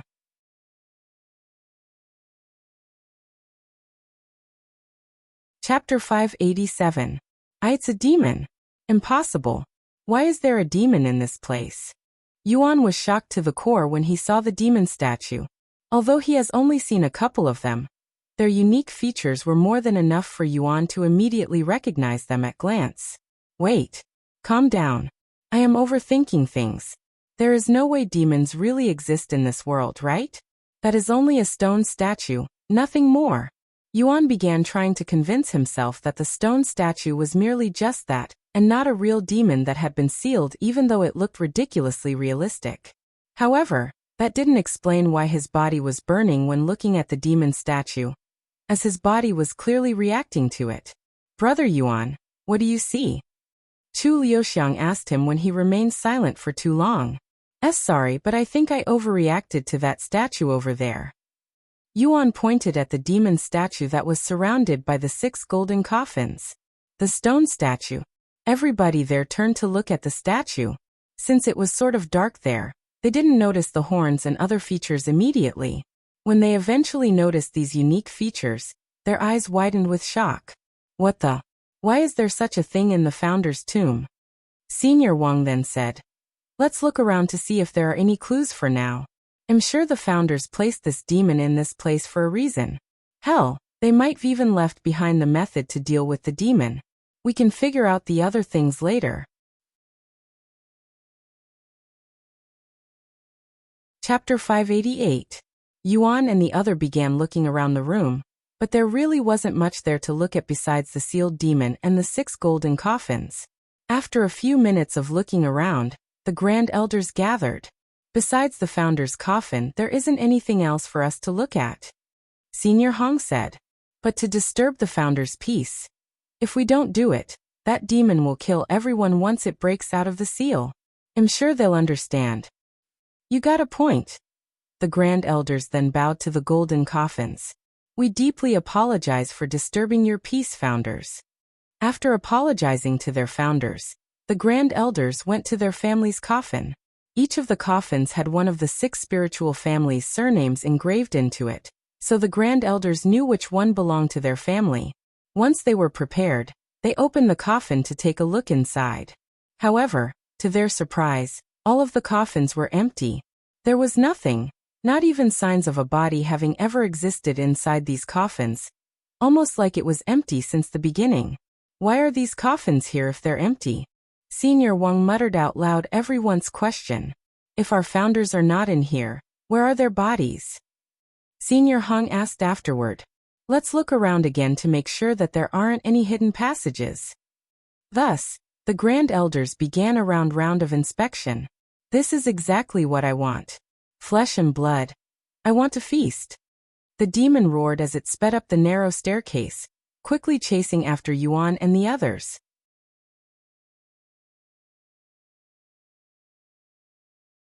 Chapter 589. What was that sound just now? It sounded like an explosion. Fuck. I really hope the demon didn't just break out of its seal. The Grand Elders panicked as they ran upstairs. Meanwhile, Yuan tried his best to learn the demon sealing strike even as they moved, as that was essentially his only chance of winning against a demon at his current strength. Eventually, they reached the surface and returned to the main tomb. Seniors, I am going to borrow some of the weapons in here, Yuan said to them, and without waiting for a response, he retrieved a great sword that resembled the Empyrean Overlord in size from its display case along with a couple of daggers. Weapons. Don't tell me you're planning to fight the demon, Senior Wang asked him. Yuan nodded and said, I can sense a powerful aura quickly approaching us from the staircase. The demon will be here at any minute. If I don't stay here to stop it, everyone will die. That's why I will stay here to stall the demon while you all evacuate the disciples. No. Liuxiang immediately refused. Then she said, if you're going to stay here, I will stay here with you. You must not, young lady. It's my duty to guarantee your safety, Sebastian exclaimed. I don't care. I am not going to leave Brother Yuan here to die. Humans, be obedient and offer yourself to me and I will make things as painless as possible. If you dare resist, I will make sure you feel it as I slowly tear your flesh from your body with nothing but my teeth. The demon spoke with a hideous grin on its face, revealing its sharp yellow teeth to them. In response to the demon's words, Yuan tightened his grip on the sword, and without waiting for the Grand Elders, he rushed at the demon.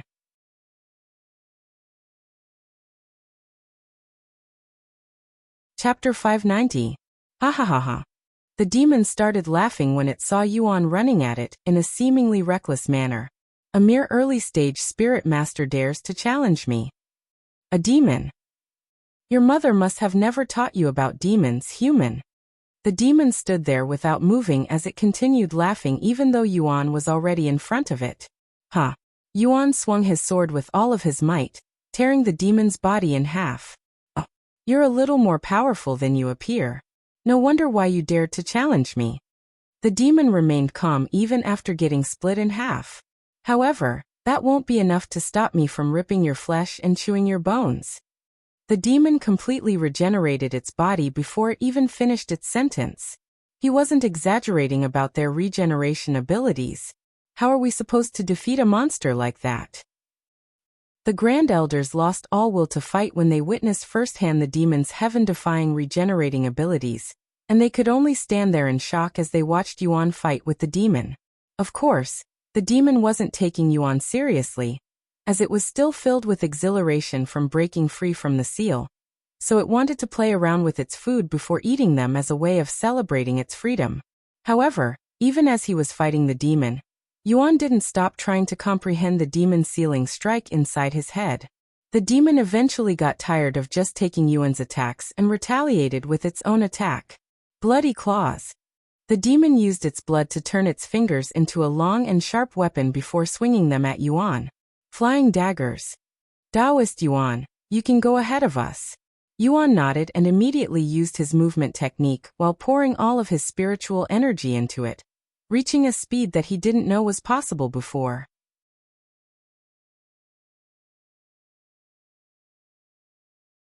Chapter 591. After leaving the ancestor's tomb, Senior Wang and the others rushed back to the Jaded Garden to warn all of the disciples about the demon. Of course, the disciples were in disbelief at first, but they eventually snapped out of their daze and started making their way to the evacuation site, where a private airport and dozens of large airplanes had been prepared just in case they ever needed to do a mass evacuation. Leave everything behind. The demon is being stalled by Taoist Yuan and the Grand Elders. Don't let their efforts go to waste. Senior Wang shouted at the disciples that were stumbling around in a panic. Miss Meishio, we have a helicopter. Let's leave here in advance. Sebastian said to her, who was still carrying Chu Liuxiang even though had offered to carry Chu Liuxiang for her. Meishio nodded. Although they will be leaving behind their luggage, they can always return for them in the future when the demon is no longer a threat. Thus, Meishio followed Sebastian to the helicopter. Of course, she made sure to warn the people in the hotel and Jean, who brought them to the Jaded Garden. What? There's a monster? How is that possible? Jean doubted Meixius' words at first, but then the hotel he was staying at received news from the Jaded Garden about the situation. I will be leaving this place with them, so you can return by yourself, Meishio said to Jean before following Sebastian to their helicopter and leaving the Jaded Garden. What are we going to do now? Meishio asked Sebastian once they were in the air.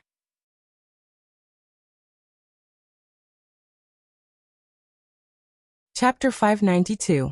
Oh, what a pleasant surprise. Looks like I no longer have to waste time looking for you. I will make you pay for that embarrassment before. The demon licked its hand that was covered in Azure's blood when it noticed Yuan standing a few meters away from it. This blood is fucking delicious. The demon was surprised when it tasted Azure's blood. She will make for a good dessert after I finish eating you, human. The demon laughed loudly. However, there was no response from Yuan, who silently stood there in a daze, almost like head turned into a stone statue. 2 streams of tears began flowing down his face a moment later, when he realized the situation. Azure. Yuan eventually snapped out of his shock, and when he did, he gritted his teeth so hard that his mouth began bleeding. Aewewa. Yuan released a beastly roar that shook the trees around them before rushing at the demon without any movement techniques. He was simply rushing at the demon in a reckless manner. In fact, he wasn't even thinking at all, as his mind was filled with anger and desperation. Sha. The demon slashed its claw-like hands at Yuan, and because of its recent feast, its power had grown much more than previously, sending Yuan flying many meters into the distance. Cough. Yuan coughed out a mouthful of blood afterward, but he immediately stood up before rushing at the demon once again. The demon quickly noticed Yuan's sudden change in behavior, and it turned to look at Azure's body on the ground. Oh, did you know her? Perhaps she was your lover? What a pity. If I had known that earlier, I would have kept her alive so that I could torture her before you. The demon sighed in a regretful manner.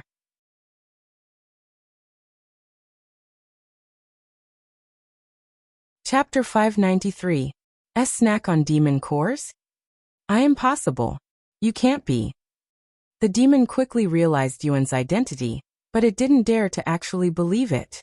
After all, there is only one person in this universe who can consume demon cores, and that individual is the founder of the Demon Sealing Clan, Divine Paragon. The Divine Paragon is the bane of all demons. No matter how powerful a demon is, they will remain as mere ants before the Divine Paragon, who can kill demons as simple as breathing. Why you cannot be the Divine Paragon? What are you doing here? Why do you look like that? Why are you showing your true identity now? The demon questioned him. Whether I am real or not.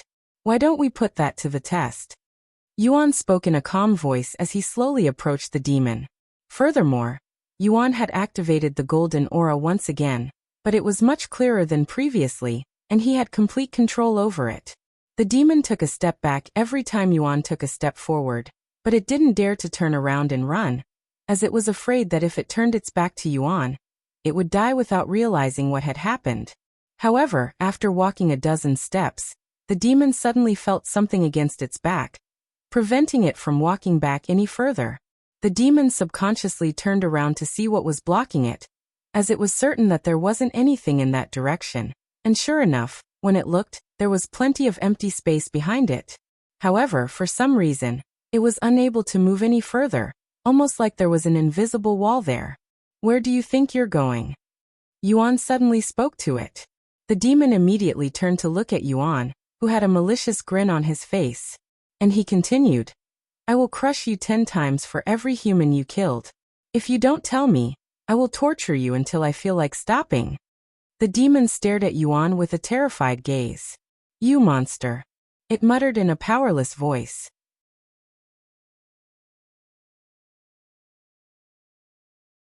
Chapter 594. Hurry up and tell me how many humans you killed today. I'm not a very patient person. Yuan spoke before crushing the demon into meat paste again. Once it regenerated, the demon muttered in a trembling voice. I don't remember. You don't remember? Maybe this will jog your memories. Splat. The demon slammed into the ground, instantly turning into a pool of blood. Do you remember now? Yuan asked it again after it regenerated. However, before it could even speak, Yuan interrupted it by flattening it again. Aha. Splat. Aawa. Splat. After flattening the demon a dozen times, Yuan finally stopped flattening it to let it speak. Do you remember now? I remember. I remember. Please. I remember everything. The demon quickly responded this time, as it feared that Yuan would flatten it again before it could even speak. Speak. I killed. When the demon heard Yuan's words and realized that it wasn't dreaming, it literally lost its mind from shock and terror. And it also finally understood why even the strongest demons would run away in fear when they hear the name Divine Paragon.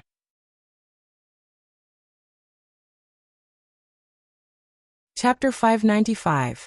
Once a demon opposes me, whether they die or live, is no longer within their control. Yuan stood before the demon with an overbearing atmosphere around him, looking like an overlord. The demon, which had lost its sanity, suddenly released a long and beastly roar. Its glowing red eyes turned dark red, and vigorous veins began popping all over its body. The demon also grew in size, becoming about 30% larger. Yuan smiled when he saw this, and he muttered in a low voice, Looks like it's about time I stop playing with my food. Dai. The demon swung its claw-like hands at Yuan with all of its power. Seeing this, Yuan casually blocked the attack with his bare arms, completely stopping the demon in its tracks despite being an entire realm weaker than it. After blocking the attack, Yuan suddenly extended his free arm, aiming it at the red crystal in the demon's chest. Sha. Yuan's hand pierced the demon's body like how it pierced Azure, before pulling out the red crystal from its chest. Normally, even if the red crystal is removed from a demon's chest, it would simply turn into blood and return to the demon, but in this case, the red crystal didn't turn into blood, and remained as a crystal inside Yuan's grasp. Disappear from my sight, you lowly demon. Yuan then tightened his fist, crushing the red crystal into countless tiny fragments. The demon suddenly stopped all movements.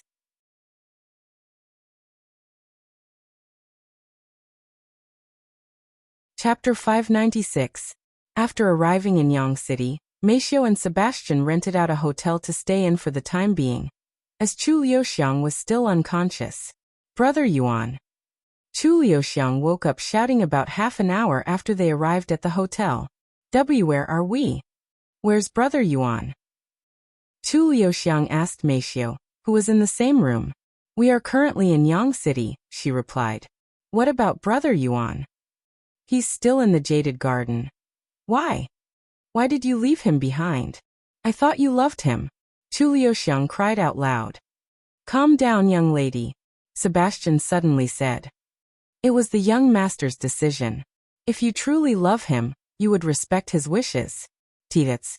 Chu Liuxiang was immediately left speechless by Sebastian's words. Clearly, he was used to dealing with her. Believe in the young master. He's destined to achieve great things in the future, so he won't die there, Sebastian continued. I guess you're right. But what are we going to do now? I cannot just sit around and do nothing. Call my father. We're going to request his help to deal with the demon. Chu Liuxiang then said. I have already notified the masters of the situation. They are currently pondering on how they should approach this problem as we speak. We can only wait for their response now. This situation is much direr than you probably think, young lady. If the demon is allowed to run rampant, it could very well be the end of humanity.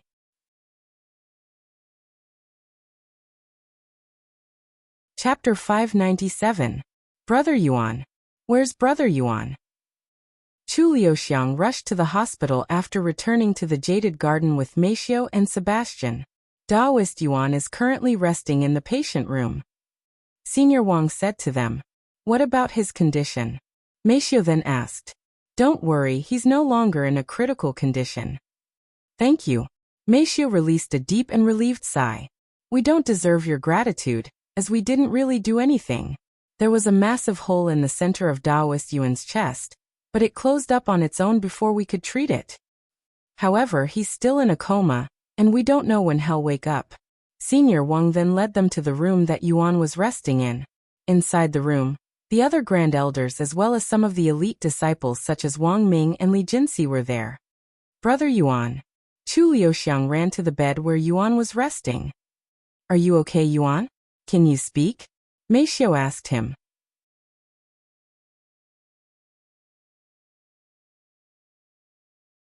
Chapter 598. I am fine. Where am I?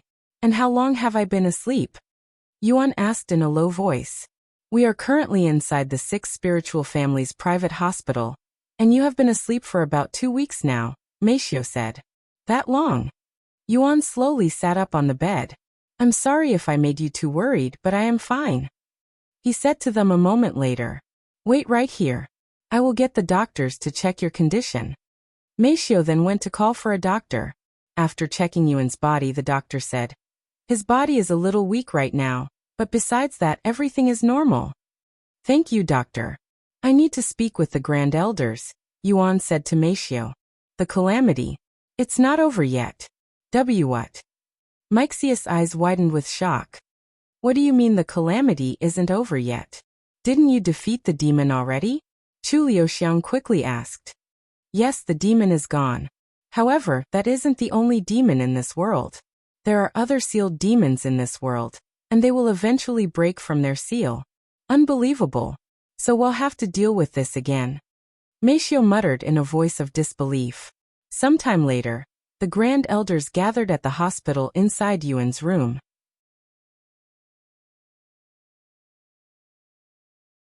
Chapter 599. Brother Yuan, you can be pretty cruel at times, you know? Chu Liuxiang suddenly said to him after they lifted into the air in their private plane. Why would you say that? Yuan asked in a dumbfounded voice. You already forgot about hitting me with a sword and knocking me unconscious? Chu Liuxiang puffed her cheeks in an angry yet cute manner. Oh, that. I'm sorry, but if I didn't do that, you could have gotten hurt for real. Yuan apologized. I understand why you did it, and I am thankful that you did, but I cannot help but be upset about it. Therefore, as punishment, you'll have to hug me while we sleep tonight. Chu Liuxiang then said. Yuan didn't say anything and merely nodded with a slight smile on his face. And for the rest of the flight, Yuan would remain relatively silent, seemingly in deep thoughts the whole time. Neither Meishio nor Chu Liuxiang tried to speak with him when they saw his mood, as they can tell that he was still in pain from what happened at the Jaded Garden. And sometimes, it was the better choice to let them ponder in peace than to try and comfort them. After the whole incident in the Jaded Garden, Yuan's view of this world has flipped upside down, and coupled with the new revelation that exists somewhere in this universe, Yuan wasn't sure how he should do next. "This must be your room, Brother Yuan. It smells like you," Chu Liuxiang said with a smile on her face, after taking a deep breath. She then laid on the bed and continued, "This will also be my room starting today."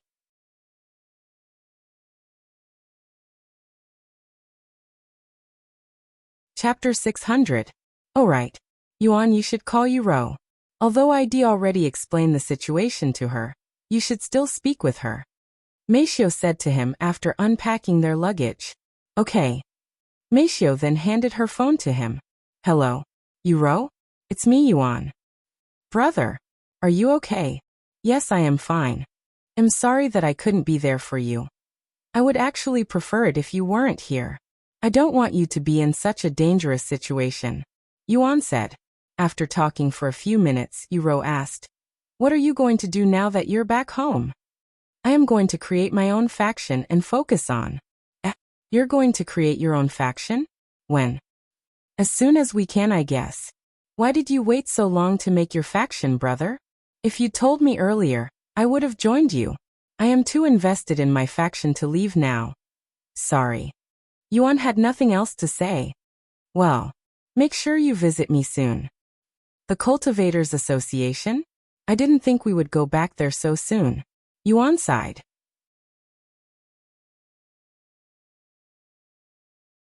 Chapter 601. Yuan, I have been wondering this ever since I learned that you were blind. But how do you see where you're going? You can move and even fight better than most people who can see. I almost didn't believe it when I first heard it. Wang Ming said to him as they walked down the street as one big group. Although I am blind, I am not actually blind. I can see using divine sense.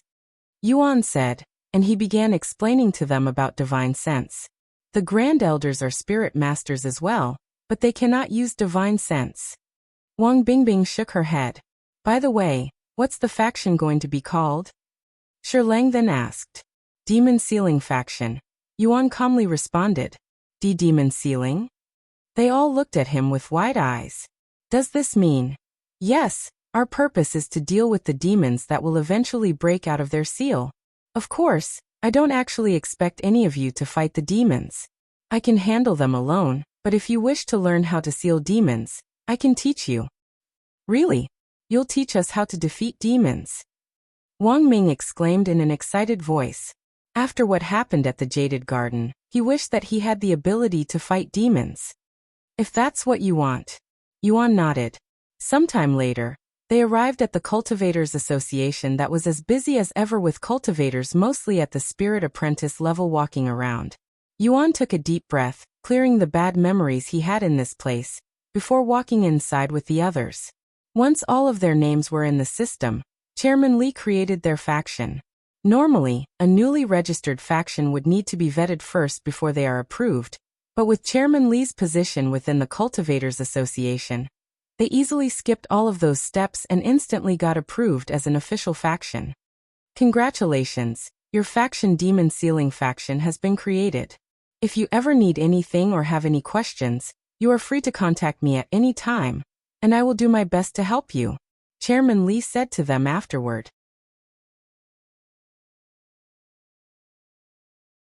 Chapter 602. Does this mean we are done here? Yuan asked after their faction was created. Not completely. Your faction has been created, but we still need some more information, such as the location of your faction headquarters. And if you want, you can register your members' cultivation base into the system, so that we can rank your faction. Chairman Li said. And he continued. Of course, the higher rank your faction, the more benefit you can receive. The location of our faction? Yuan mumbled. What if we don't have a location yet? He then asked. That's completely fine. It's not required to have a headquarter for your faction, but most factions have one, as it makes them look more professional. Also, it would make things more convenient for the members if they can all live in the same area. Yuan turned around and asked the others, "Well, what do you guys think?" "We don't have any living quarters at the moment since we weren't sure if you wanted us to stay afterward, but we can live in hotels or rent out someplace near your apartment if it's too much to get our own headquarters since they're not cheap," Wang Ming said. "If it's a money issue, we can simply ask our families for help," Li Jinxi said calmly. "I think it's more of a location issue since I don't have any ideas where we should make our headquarters," Yuan said. "If you need help looking for a headquarter, our Cultivators Association can help you. We have specialists for this kind of stuff. We will help you scout out areas based on your preferences, and we can give out loans with zero interest if you need help with money." Chairman Li suddenly said, realizing that this is a perfect opportunity to make things right between the Cultivators Association and Yuan, whose faction will surely become a top power in the near future. Yuan and the others left the Cultivators Association shortly afterward.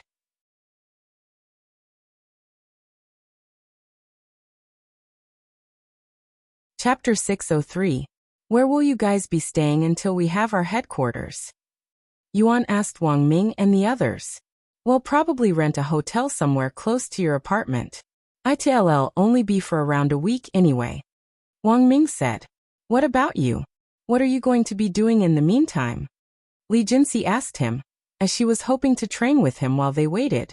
"I am going to return to. It's been a very long time since I last stepped foot in that world after all," he said. The elite disciples raised their eyebrows simultaneously. Although they have played before, none of them took it seriously. Maybe he wants to get his mind of that incident by indulging himself in. All of the elite disciples had a similar thought, so they didn't question him. Sometime later, Yuan and the elite disciples went their separate ways. "I didn't think he'd really allow us to stay," Shi Morong said once they left. "Why not? He's a very nice guy if you get to know him," Wang Ming said. "Really? I feel nervous when he's around. His presence is extraordinary." "That doesn't mean he's a bad person. In fact, he can be quite humble at times."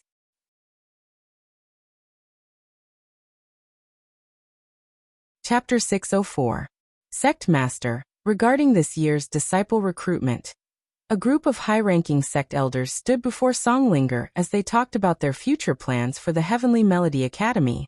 However, midway through their meeting, Songlinger noticed that one of her communication jade slips was trembling, and it was the one that she'd been anticipating for the longest. Seeing this, Songlinger immediately listened to the message from it. "I am currently outside the Heavenly Melody Academy." Yuan's voice resounded. "He's finally here." Songlinger stood up and shouted in an excited voice. This startled the sect elders, and they all proceeded to stare at her with puzzled looks. "The meeting will end early today. We'll continue this at another date," Songlinger said to them before leaving the scene in a hurry without explaining to them the situation. The sect elders could only speculate that something serious must have happened to cause her to leave with such urgency. Little did they know that she was only going to greet a young man at the entrance of their sect. Once Songlinger left the meeting, she quickly sent Yuan a message stating that she will be there shortly. Meanwhile, outside the Heavenly Melody Academy, the disciples guarding the gate said to Yuan, who had been standing outside their sect for a while now, "Excuse me, but you cannot linger outside the sect, so you'll have to leave. I am waiting for your sect master, who should be arriving here now," Yuan said to them in a calm voice. "Since you're here, does it mean you'll be challenging the stairway to heaven soon?" Songlinger asked him as they walked around the sect. "Yes. I wanted to explore the lower heavens a little more before, but alas, looks like I will have to postpone that plan for the future."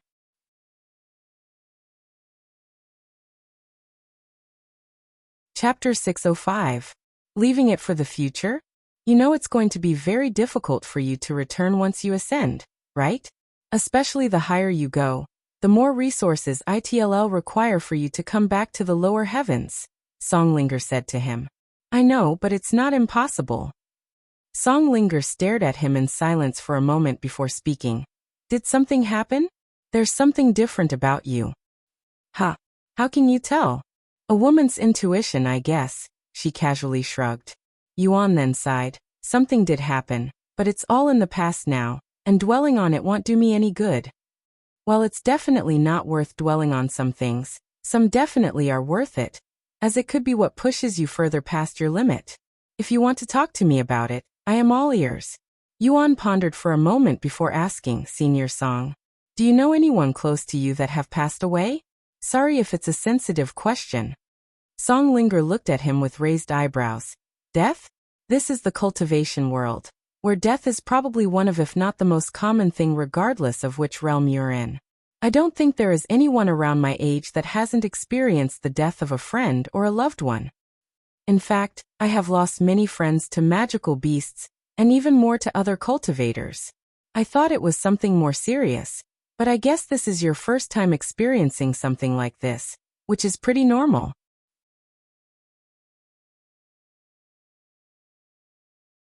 Chapter 606. If he's the god of music, he should have a very high cultivation base, right? I heard that cultivators who can live forever exist in the upper heavens. Yuan said. You mean true immortals? These people can be counted with one hand, and while he was recognized as the god of music, that doesn't automatically make him a powerful cultivator.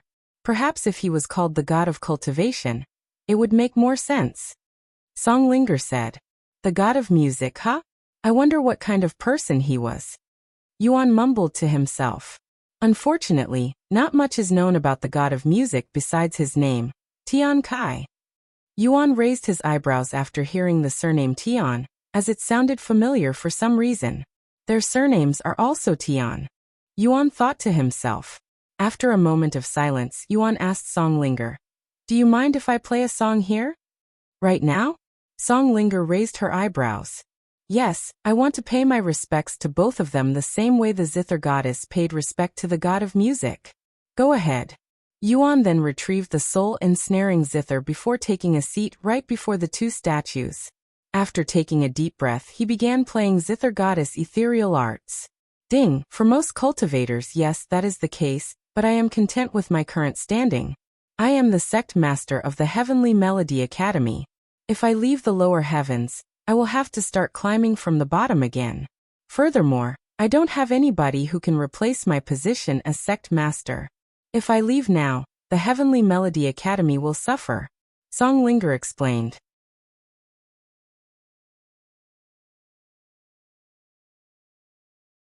Chapter 607. Maybe in the future when I have someone who is capable of replacing me as sect master, I will challenge the stairway to heaven again. Anyways, for the stairway to heaven, when I challenged it, I had to do 4 trials.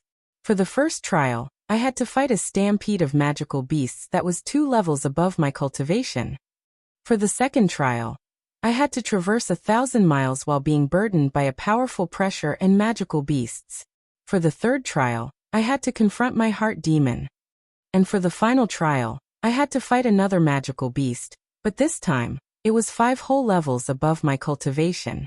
Although the trials are random for everyone, many people have received the same trial before, so there's a good chance that you'll experience some of the same trials I went through. I see. This information will definitely be helpful to me. Thank you, Senior Song. If there's anything I can do in return, don't hesitate to ask. Yuan said to her. I do have one request for you. Can you do a performance before the disciples for me? I want to broaden their views. Most of them think I am the #1 Zither expert under heaven, but that is far from the truth, as there are plenty more skillful Zither experts in the upper heavens. Okay. I don't mind if it's just a performance. When do you want me to do it? I will need some time to prepare for it. Can you give me 3 days? You can even stay here as an esteemed guest if you'd like. A performance? By whom? An expert that's even better than me, she casually responded, leaving them speechless.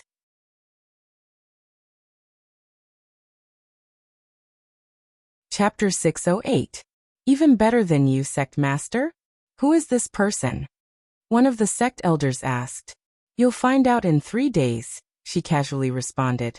Meanwhile, back at the music pagoda, Yuan decided to see if the music sheets on the second floor were any different.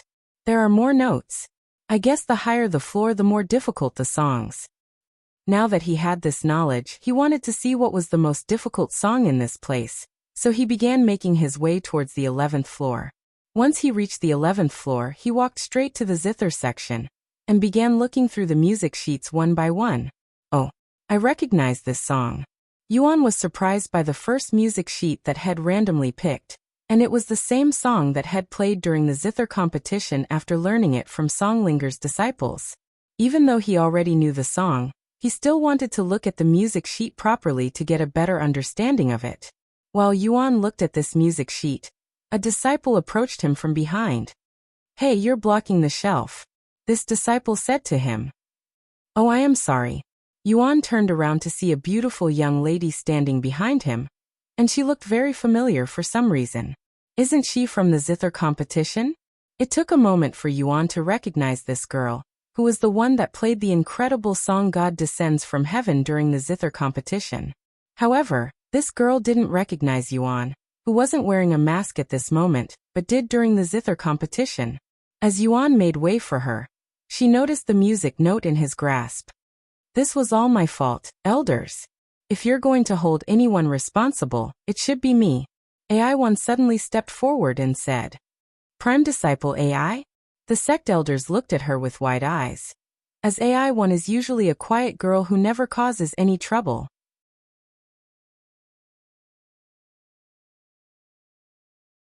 Chapter 609. WO. Since Prime Disciple AI says so, well, forget about this incident. However, make sure it doesn't happen again, or the sect master will be very upset with you. The sect elder said to her. Because AI1 was Songlinger's disciple, the other sect elders didn't dare to punish her, as they believed that they would be overstepping their boundaries as a sect elder to discipline the sect master's disciple. Thank you, sect elders. This will not happen again. AI1 bowed to them. She then glanced at Yuan for a moment before leaving the music pagoda. Yuan also decided to leave since it would be impossible to look at the music sheets in peace after that little commotion. Once he left the music pagoda, Yuan noticed AI1 standing outside, almost like she was waiting for him. "I'm sorry for acting up just now," she suddenly said to him. "I get agitated when people lie and make bold claims before me. You should know that God Descends from Heaven isn't something ordinary people can play. And when someone claims they can play such a song to the end, it's only natural to doubt their claims. If I had known that you were the same person from that competition, I'm sorry." AI1 apologized to him again. Yuan could tell that she was sincere in her apology, so he didn't hold any hard feelings for her. "Don't worry about it. It was just a misunderstanding," he said to her. "Thank you." After a moment of silence, she asked him, "By the way, what are you doing at our sect? Do you intend on becoming a disciple?"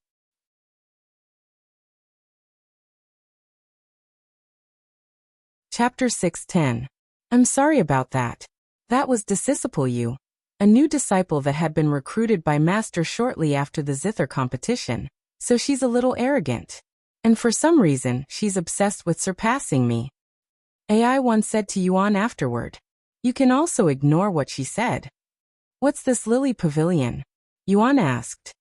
It's a place where disciples go to battle each other with their instruments. The loser must jump into the cold water that surrounds the place. It's a very popular area for disciples who want to settle disputes. That does sound like a pretty fun place. Yuan smiled. At least they don't have to injure each other, which is the biggest reason why people go there instead of the traditional challenge, where disciples fight each other with weapons. Anyways, let's continue to the Zither Goddess Immortal Cave.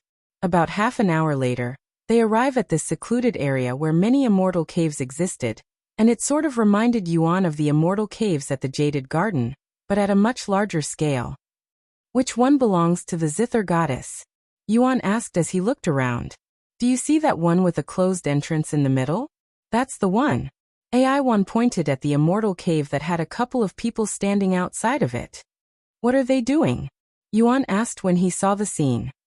They are all trying to open up the immortal cave without breaking the place, she said. You see people like that almost every day. A few minutes later, They climbed the hill and approached the Zither Goddess Immortal Cave. Damn it! This place really doesn't want to open up. If it was so easy to open, it would have opened tens of thousands of years ago. It's true, Master. There are other disciples that witnessed it. Let's go. We're going to the Immortal Caves. Songlinger said as she stood up. AI-1 then followed Songlinger back to the Immortal Caves. AI-1 hoped that Yuan would have returned by then, but alas, he was still nowhere to be seen.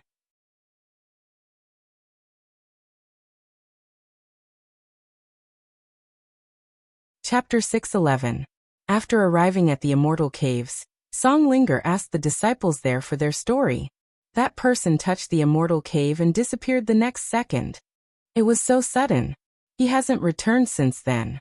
Songlinger frowned at the situation, and she began looking around the Zither Goddess Immortal Cave, even touching the exact same spot that Yuan had touched, but nothing happened.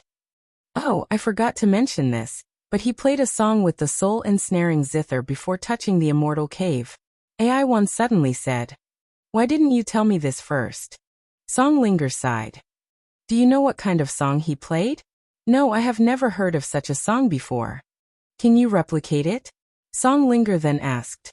AI-1 didn't immediately respond. She closed her eyes and recalled Yuan's performance and tried to play his song inside her mind, but alas, she was unable to remember the song for some reason. Almost like there was an otherworldly power preventing her from doing so. I cannot remember the song. AI-1 sighed after trying. What? You should be able to memorize a song after hearing it once. Was the song he played really that difficult? Songlinger looked at AI-1 with a surprised face. Not difficult. It was complex, almost like it was a technique as well as a song. That's the best I can describe it. AI-1 said. If it were not for his superior strength that allowed him to move in the water without knowing how to swim, he would have never gotten out of the pond and would have drowned to death sooner or later. After getting out of the water, Yuan turned to face the 6 beautiful women that were still bathing inside the water, and all of them had a baffled look on their faces, looking like they were witnessing something that shouldn't be possible.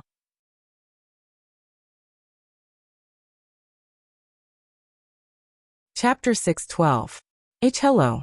Sorry for interrupting you all. But can you tell me where we are right now? Yuan asked them in a somewhat dazed voice, as these women were truly breathtakingly beautiful. However, these beautiful fairies remained silent as they continued to glare at him. At first, they were dazed, then they slowly began to realize their situation. Once they fully comprehended the situation, their dazed faces turned into frowns, and their gaze turned bloodthirsty. Yuan swallowed nervously when he saw their unfriendly, even threatening gaze. Unfortunately, before he could speak, one of them shouted, "It's a man! A man has defiled our paradise! Get him!" Hearing their words, Yuan subconsciously turned around and began running for some reason. Although he regretted this decision at first, he would quickly realize that it was actually the right choice. He's running! Chase after him! The 6 beauties immediately jumped out of the water, revealing their completely naked bodies, but Yuan was too occupied with running to care. Once they were out of the water, these beauties quickly retrieved their robes to cover their bodies, but they didn't even bother dressing up properly before chasing after Yuan, looking like a group of ladies who just woke up late for work and are currently scrambling to get prepared. Heavens! They are fast! Yuan cried inwardly when he saw them quickly closing in on him, even though he started running many seconds ahead of them. And why can't I use chi manipulation in this place? However, that didn't last long, as the cold woman increased the pressure a second later, instantly knocking Yuan unconscious.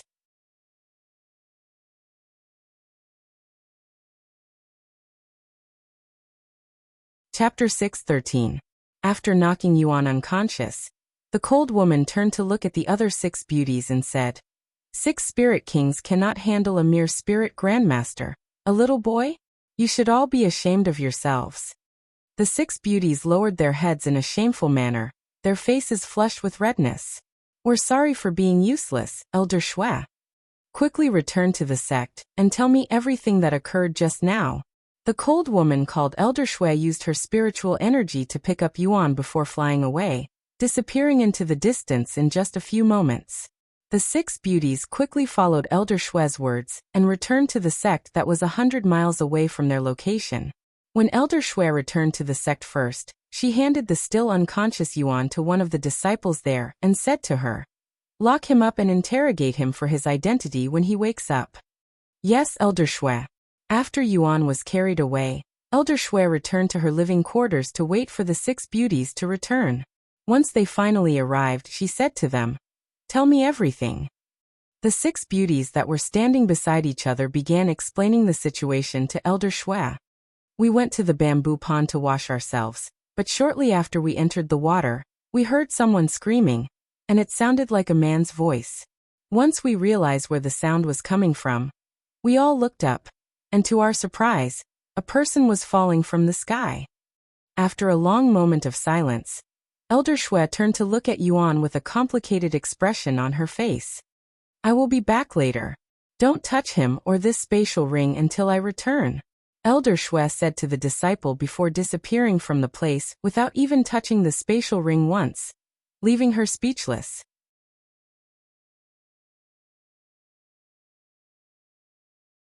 Chapter 6:14. What happened? Yuan wondered to himself as he watched Elder Shue leave the scene in a hurry. The disciple was also dumbfounded by the turn of events, and she turned to look at Yuan with a profound expression on her face. Just who is this guy? She wondered to herself. Meanwhile, after leaving the prison area, Elder Shue went to summon other sect elders. About half an hour later, Elder Shue sat in a medium-sized room with a dozen other figures, all females. "What happened, Sister Shue?" one of them asked after everyone was seated. "We have a problem," she responded with a deep frown on her face. The atmosphere there immediately became serious when the others saw Elder Shue's expression, as she's rarely this solemn. "First of all, a man had entered the fairy paradise," she continued after a moment of silence. "What? A man? How dare this savage beast invade our sacred territory? Doesn't he know that men are not allowed in the fairy paradise, and breaking this rule is punishable with the death sentence? There are always people who want to try their luck. This is the 3rd man to invade our territory in the last 10 years. It's only a man, right? Why are you so serious about it, Sister Shue? Just kill him and toss his body back where it belongs like we always do," another one said. Elder Shue shook her head and said, "That's the problem. This person isn't just an ordinary man. He has a dragon spatial ring with him." "Wait, what? A dragon spatial ring?"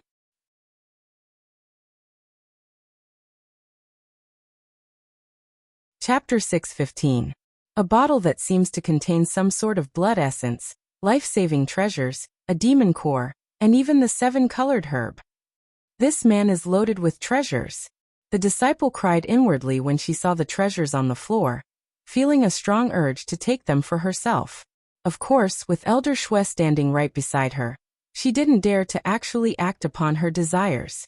As for Elder Shue, she couldn't care less about the treasures, and the only thing in her sights right now was the golden dragon robe.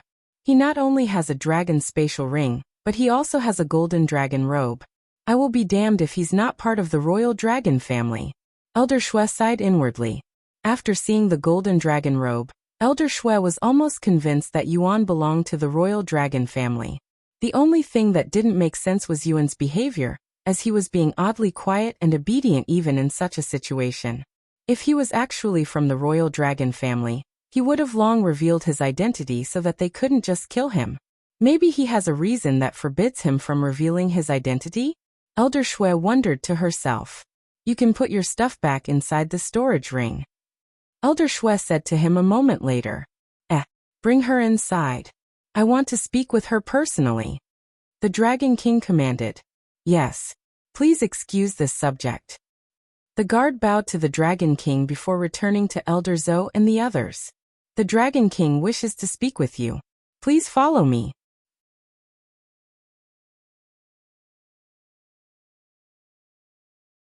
Chapter 6:16. Welcome, Elder Zhou, to my royal estate. You claimed that someone from my royal family had entered the fairy paradise, is that correct? The Dragon King asked Elder Zhou when she arrived before him. And before you answer my question, You should know that I don't respond to false claims nicely. Elder Zhou coldly sneered and said. And you should know that the fairy paradise doesn't respond well to rule breakers. A man with a dragon spatial ring had invaded our territory, and I am here to verify whether he belongs to your family or not. If he doesn't belong to your family, we will immediately execute him. However, if he does turn out to belong to the royal family, our fairy paradise will demand an explanation and compensation. The Dragon King then spoke. While it is true that only the royal family should have a dragon spatial ring, it is also possible for others to obtain the ring through other means. It's rare for this to happen, but it's not impossible. The Dragon King then turned to look at the guard standing beside him and said, What's the result? I have managed to contact all of the men in the royal dragon family, and confirmed that none of them have entered the fairy paradise, said the guard. Elder Zhou frowned upon hearing the guard's words. If that was true, that would mean the man with the dragon spatial ring doesn't belong to the royal dragon family. As you heard just now, Elder Zhou, we have accountability for all men in the family, so it is not possible for that intruder to belong to our royal family. That's all I need to hear. Then I will let the others know so that they can go ahead and continue with the execution, said Elder Zhou as she retrieved a communication jade slip. I have arrived, father. Why have you summoned me? Shenshi, you are to follow Elder Zhou here to the fairy paradise. There is a person there with the golden dragon robe, and I want you to verify his identity, said the Dragon King, instantly dumbfounding her.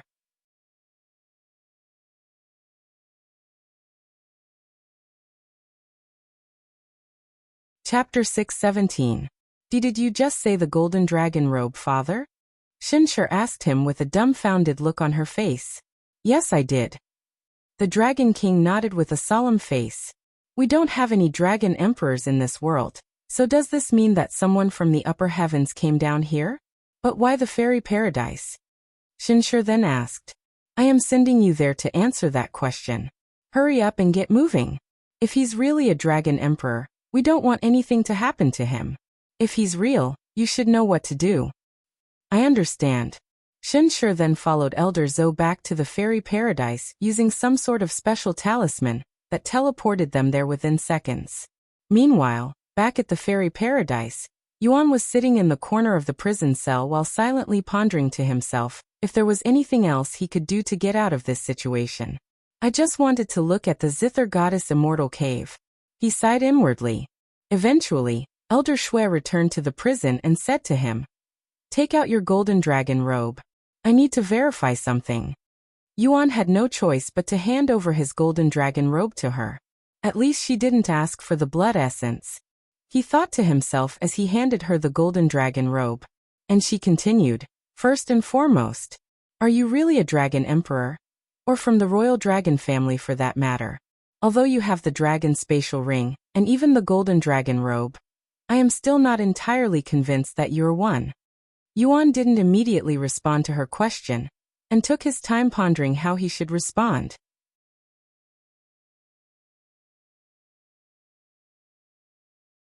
Chapter 618. Should I tell her the truth? But if they learn that I am not from the royal family? No, I should pretend to be a dragon emperor for my own safety. After pondering for a moment, Yuan has decided to act as though he was from the royal dragon family, as he would be killed if he wasn't. That's right, I am indeed from the royal dragon family, he said to Shenshi in a calm voice. Of course, Shenshi wasn't completely convinced by his words, as there are several questionable points about his claims. First, why has he kept his identity a secret until now? If had revealed his identity earlier, he wouldn't have been treated so roughly. Secondly, he didn't have concrete proof that he was from a royal family, and they won't be able to verify his identity until they bring him back to their family, where the tools to verify his identity is available. The dragon spatial ring and the golden dragon robe may convince a lot of people, but it won't fool the real royal family. Can you prove it? Shenshi suddenly asked him, still with a smile on her face. And she continued, Don't misunderstand my intentions, Senior Yuan, but I have never seen a dragon emperor before, and I want to know for sure so that you can receive my family's full support. I don't blame you for being skeptical. All right, I will prove it, Yuan said to her before closing his eyes. After a moment of silence, he opened his eyes and activated dragon gaze, causing his eyes to glow golden and emit an intimidating aura.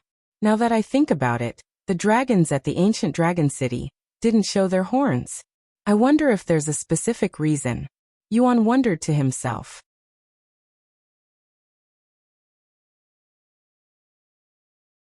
Chapter 619. After talking to each other for a few minutes, Shenshi stood up and said, "Please excuse me for a bit, Senior Yuan. I still need to notify my father of the circumstances, so that he can prepare accordingly.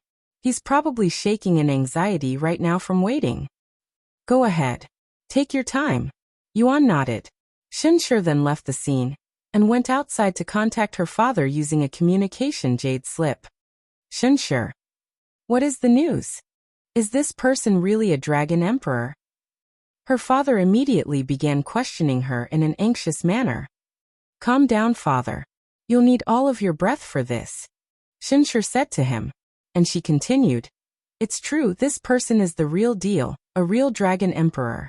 The Dragon King stared at the communication jade slip with a look of disbelief on his face. A real dragon emperor? If this is true, they must protect him at all cost. Tell me everything. The Dragon King said. Yes. Shenshi proceeded to explain everything she heard from Yuan to her father. He accidentally arrived in the fairy paradise, and actually belongs to the upper heaven. No wonder why he's already a dragon emperor despite being only a spirit grandmaster. I apologize for disappearing so suddenly yesterday without telling you, Yuan said to her. However, to his surprise, Shenshi didn't appear to care about it. In fact, she was oddly dismissive about it, not even bothering to ask any questions. If is real and these people are not actual NPCs, why don't they question us players when we suddenly disappear? Is something preventing her from caring? Yuan wondered to himself as he silently stared at Shenshi.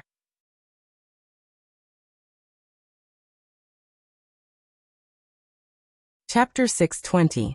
Let's test this out. Yuan thought to himself. The next second, he logged off the game right in front of Shenshi. Where did he go? Shenshi was baffled by Yuan's sudden disappearance. However, when she tried to think any further about the situation, she suddenly stopped caring for some reason. A moment later, Yuan reappeared before her. Senior. Shenshi looked at him weirdly. What do you think of that? Yuan suddenly asked her. Think of what, Senior? Shenshi tilted her head in a puzzled manner. The way I disappeared and reappeared like a ghost. What do you think about it? You disappeared? When? Shenshi asked, dumbfounding Yuan. Just now? Look, I will even do it again. Yuan proceeded to log off and back in for a second time in front of her. However, Shenshi remained nonchalant about it. You really don't see anything wrong with me disappearing and reappearing so randomly? Yuan asked her. But Senior, you have been standing there this entire time. Are you playing a joke on me? I'm sorry, but I don't understand it. Shenshi shook her head. Sorry, forget about it. Yuan gave up on asking Shenshi. Elder Shui opened the door and entered the room with Yuan and Shenshi.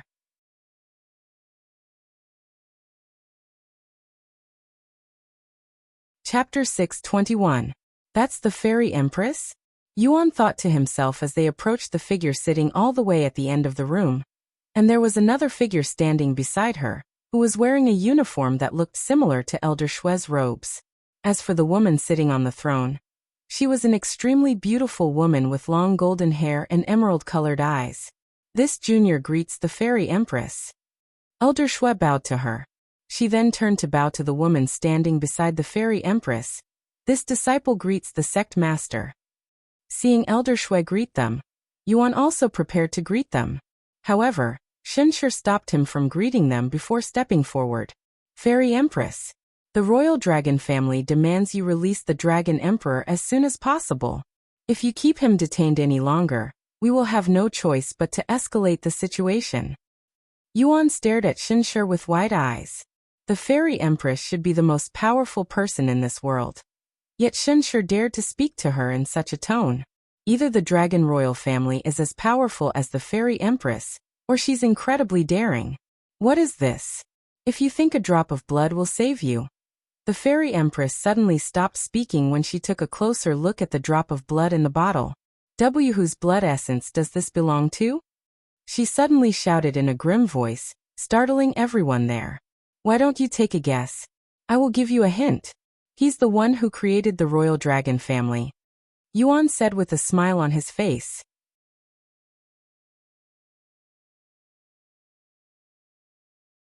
Chapter 622. Blood Essence of a God. Why you don't mean? Shinshir covered her mouth in shock after hearing Yuan's words. Bullshit. The fairy empress suddenly stood up and exclaimed in a somewhat angry manner. There's no way this blood essence belongs to the dragon ancestor. She denied his claims. I don't blame you for not believing me. I mean, this is the dragon ancestor that we're talking about. However, I am not lying to you.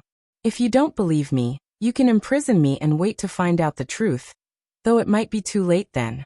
The fairy empress gritted her teeth after hearing Yuan's words. Although she cannot tell whether this blood essence truly belonged to the dragon ancestor or not, she could tell that the blood essence had come from a godlike being due to the unique spiritual energy the blood essence contained. While ordinary cultivators all cultivate the same spiritual energy in the air, once they reach a certain cultivation level, they will need to absorb different types of spiritual energy. For example, a cultivator that has achieved immortality will need to absorb immortal chi in order to continue their progress, and the ordinary spiritual energy in their body will eventually be replaced by immortal chi. Above immortals are godlike beings that can create stars and life with the snap of their finger, and these apex entities will cultivate celestial chi, something that the fairy empress could sense within the blood essence. Therefore, even if this blood essence in her grasp doesn't belong to the dragon ancestor, it doesn't take away from the fact that it came from a godlike being, someone who has reached the peak of cultivation. And if it's true that Yuan has connections to a godlike being, nobody in the fifth heaven can touch him unless they want to die a horrible death. After standing there with a perplexed look on her face, the fairy empress suddenly started laughing like a maniac.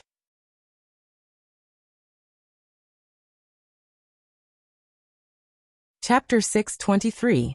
Somewhere in the lower heavens, 3 figures could be seen soaring through the sky at high speed without the assistance of flying treasures. Can either of you feel the young master's presence? It suddenly appeared 3 days ago, but then it disappeared shortly after. A beautiful woman with a lavish figure asked the other 2 figures, who were a little girl and a graceful young lady. Of course, these 3 were Yuan's companions that had gone on a journey without him for the last few months. I cannot feel Brother Yuan's presence, Xiaohua said. Me neither. Lan Yingying shook her head. And here I thought the young master has finally returned to us. Liuxiang released a deep sigh. Anyways, this is where the young master's presence disappeared from. It turned out to be the Heavenly Melody Academy. Liuxiang said as they hovered above the Heavenly Melody Academy. What should we do now? Lan Yingying asked. In response to Lan Yingying's question, Xiaohua began flying towards the Heavenly Melody Academy, before descending into the inner court. Xiaohua's sudden appearance shocked the disciples there, as only spirit grandmasters have the capability to fly without the assistance of flying treasures or flying swords. And when Liuxiang and Lan Yingying also descended onto the ground from the sky, the disciples' shock turned into fear. Why did 3 experts suddenly appear in the middle of their sect? However, before any disciple could approach them, Songlinger noticed their presence and appeared before them. If they learn the truth, I might as well return to the fairy paradise since it would be safer there. Yuan cried inwardly as he greeted the Shen family.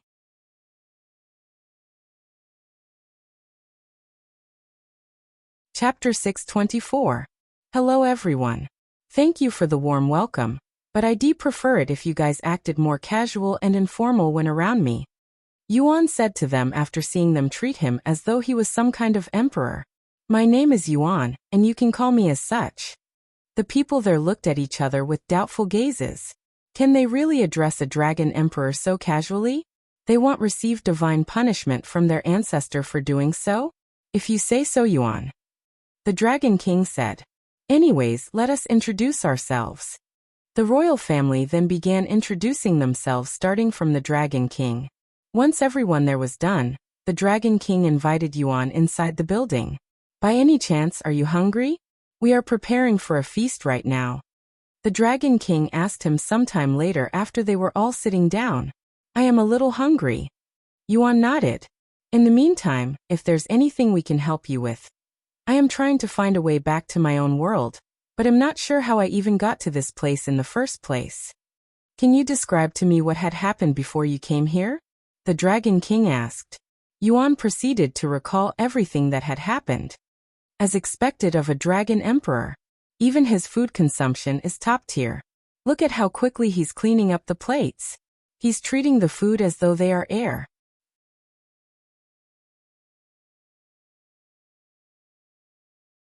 Chapter 625.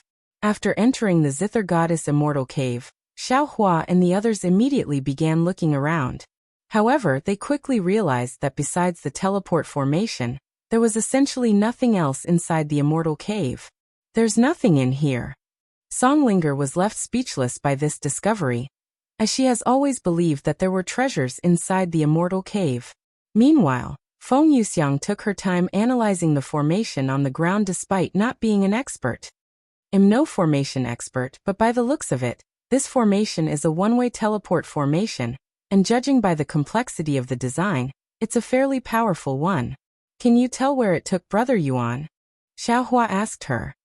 Unfortunately, only the creator of this formation would have this information. Liuxiang shook her head. Then is there any way to activate it? Lan Yingying asked. You can normally activate a teleport formation by pouring enough spiritual energy inside it, but there are also formations that only activate under certain circumstances. We can try injecting our spiritual energy into this formation, but I don't have any hopes it'll do anything. Stand back. Xiaohua said as she began pouring her spiritual energy into the formation. However, no matter how much spiritual energy she fed the formation, it remained inactive. You said the young master played some sort of song with the zither before he was teleported away? Liuxiang turned to ask Songlinger, who nodded. What? Songlinger's eyes widened with shock by this unexpected news.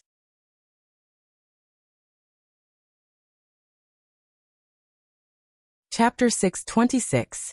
After returning to the lower heavens, Yuan immediately began making his way back to the Heavenly Melody Academy.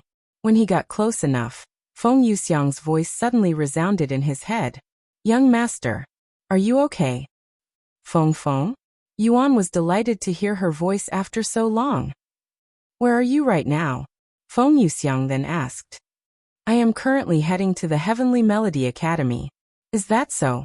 Then we will wait for you here. You're at the Heavenly Melody Academy right now? Why? Yuan asked. We sensed your presence here, but it disappeared before we could arrive. I will explain everything to you later once I return. Okay. See you later, young master. Liuxiang then explained to Xiaohua and the others that Yuan was heading back to the Heavenly Melody Academy. Is everything okay with Yuan? Songlinger asked. Yes, he sounded fine. Liuxiang nodded. Thank the heavens. If anything had happened to him. Songlinger released a long sigh of relief after learning that Yuan was not harmed. He then turned to look at the guards and commanded. Find out what happened to the Dragon Emperor. I don't believe that he'd leave without telling us. Something must have happened to him, and I want to know what.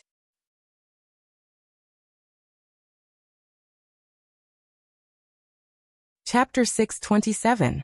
After commanding the guards to look for Yuan, the Dragon King gathered his family to notify them of the situation. What? Senior Yuan disappeared from his room? Shinshur exclaimed in a shocked voice, and she continued. Are you sure he didn't leave his room to go somewhere? I have confirmed this with the guards.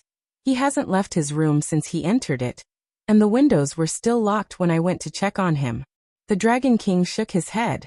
Furthermore, the guards had sensed a disturbance inside his room before he disappeared, so there's a good chance that something had forced him to disappear. Why would anyone want to kidnap the Dragon Emperor? Someone there asked. Maybe it's the fairy paradise.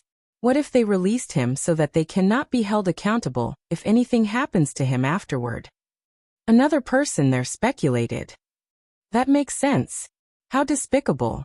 It must be the fairy paradise. I found it suspicious how they allowed the Dragon Emperor to leave so easily. The majority of the royal family believed that the fairy paradise was responsible for Yuan's disappearance at this point. Calm down, everyone. The Dragon King eventually spoke. Although we are not always on good terms, I know the Fairy Empress very well. She is not the type to do something like this. At least I hope that's the case. Anyways, I will speak with the Fairy Empress later. Until then, you guys try to look for the Dragon Emperor. Do you still want me to do it? Yuan asked. Of course. I will gather the disciples again. We will be ready for your performance tomorrow. Songlinger eagerly nodded. Great, Yuan said.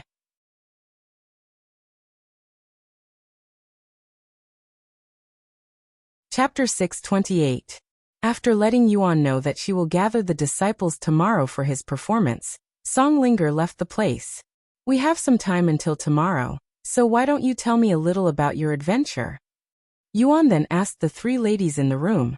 It honestly wasn't that exciting, as we'd spent most of our time wandering and killing magical beasts so that Lan Yingying could consume them.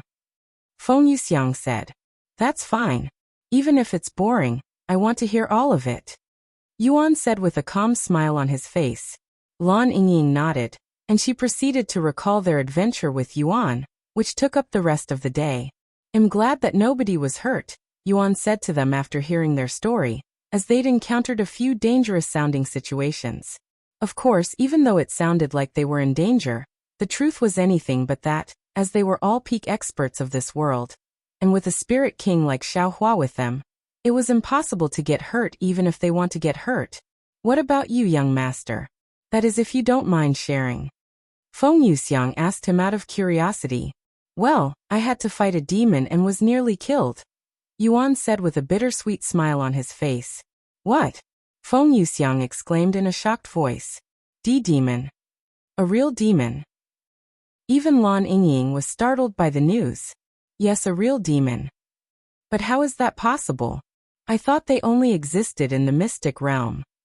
Liuxiang mumbled in a low voice. It was a sealed demon that had broken out of its seal after being sealed for many years, he sighed. Plus 28, 000 stats.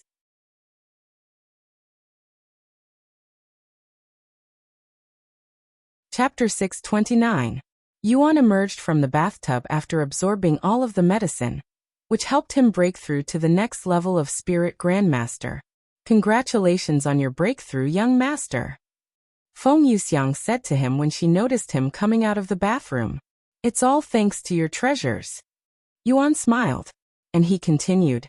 I don't really know how to repay you. You don't have to repay me, young master. I am your servant. Thus everything that belongs to me also belongs to you. I am not that shameless to accept free things without returning a favor. Furthermore, it's all precious treasures that would definitely cost a fortune if you were to sell them. I cannot accept that much for free. However, the only thing I can really give you right now is my blood. Yuan sighed. Speaking of my blood, I haven't given you any of my blood for some time now. Do you want to drink some right now? Yuan then asked her after realizing this. Liuxiang shook her head with a bittersweet smile. Is there something wrong? You are normally very excited for my blood. Yuan asked her. There's nothing wrong, young master. It's just that I am afraid that you might cure my curse too quickly, forcing me to return to the upper heavens. She finally decided to reveal her reason for her hesitation. Isn't that what you wanted? To cure the curse as soon as possible? Yuan raised his eyebrows in a confused manner. Indeed, that's what I wanted at first, but after spending some time with you, I realized that I wanted to stay by your side for a little longer. If I consume your blood and the curse breaks, my cultivation will no longer be suppressed, so I will have to return to the upper heavens. And I don't want that to happen. It doesn't matter. After all, whatever you play will turn out to be flawless, she smiled.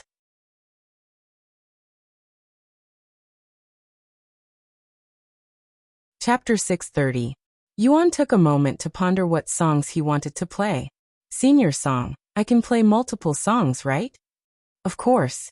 You can play as many songs as you'd like, she immediately responded. Yuan nodded and took a seat on the platform before retrieving his soul-ensnaring zither. A couple of disciples there recognized the soul-ensnaring zither, as they'd tried to play it before. Is that the real soul-ensnaring zither?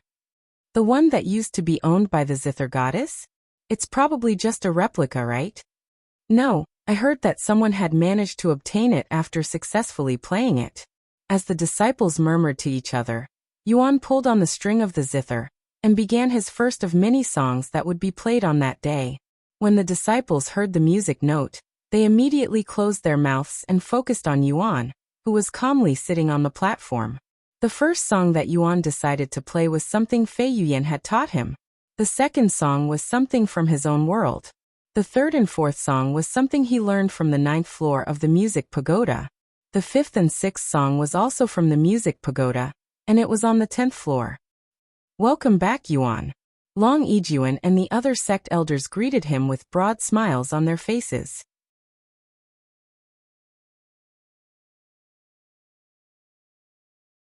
Chapter 631. Hello everyone. It's been a while. Yuan greeted Long Yijuan and the other sect elders. It's only been a few months. This amount of time is nothing in the cultivation world. Elder Xian said with a smile on his face. Madam Feng. Seniors. Welcome to the Dragon Essence Temple. Long Yijuan then greeted Feng Liuxiang and the others. I heard you're going to challenge the stairway to heaven soon. Is that right? You grow up so quickly. Elder Shan approached him until she was standing directly behind him.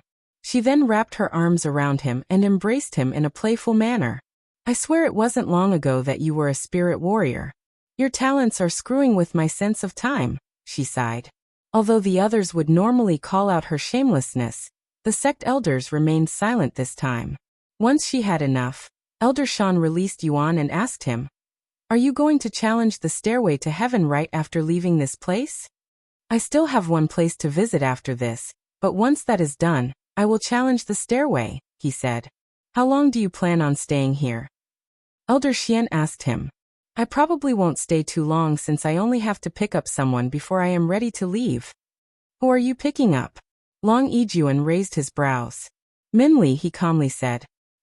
Minli from the Min family? Why are you picking her up? Long Yijuan continued to ask. Seeing the painful smile on Fei Yuyan's face, Yuan decided to not continue his sentence and merely nodded in silence.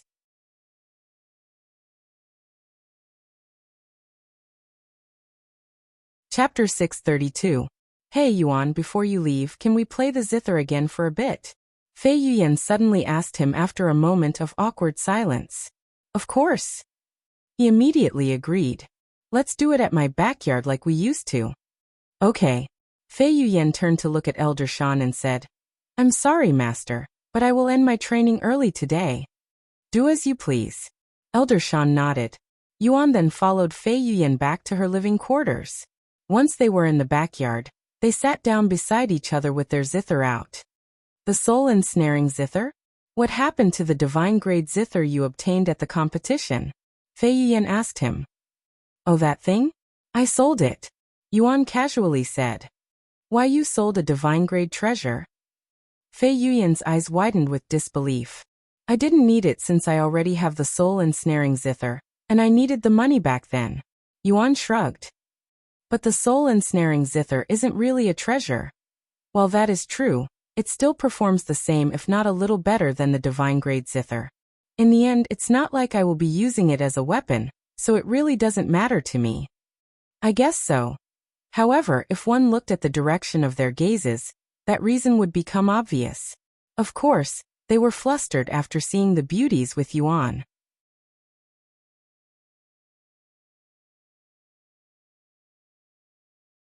Chapter 633.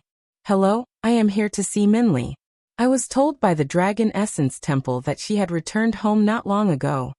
Yuan said to the guards while they were still dazed by the beauties around him. Why, young lady Min? What business do you have with her? I am here to fulfill a promise I made to her.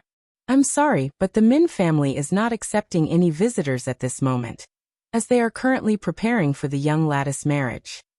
The guard then said, taking Yuan by surprise. What? Marriage? Minli is getting married? Yes, the Min family suddenly announced her marriage with Gu Tao from the Gu family, their third eldest son. The Gu family.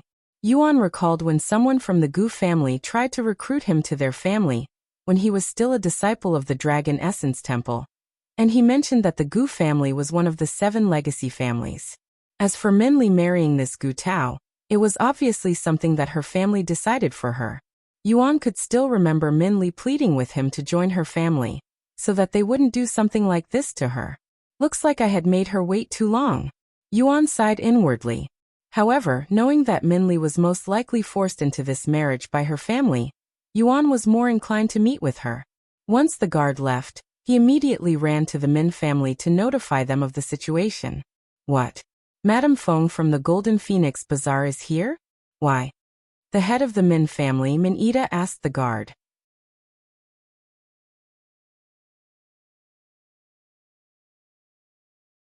Chapter 634. Apparently, her young master is here to meet with young lady Minli. The guard responded to Min Yid's question. Young master? Min Ida suddenly burst out laughing after hearing the guard's words. Are you sure she's the real Madame Feng?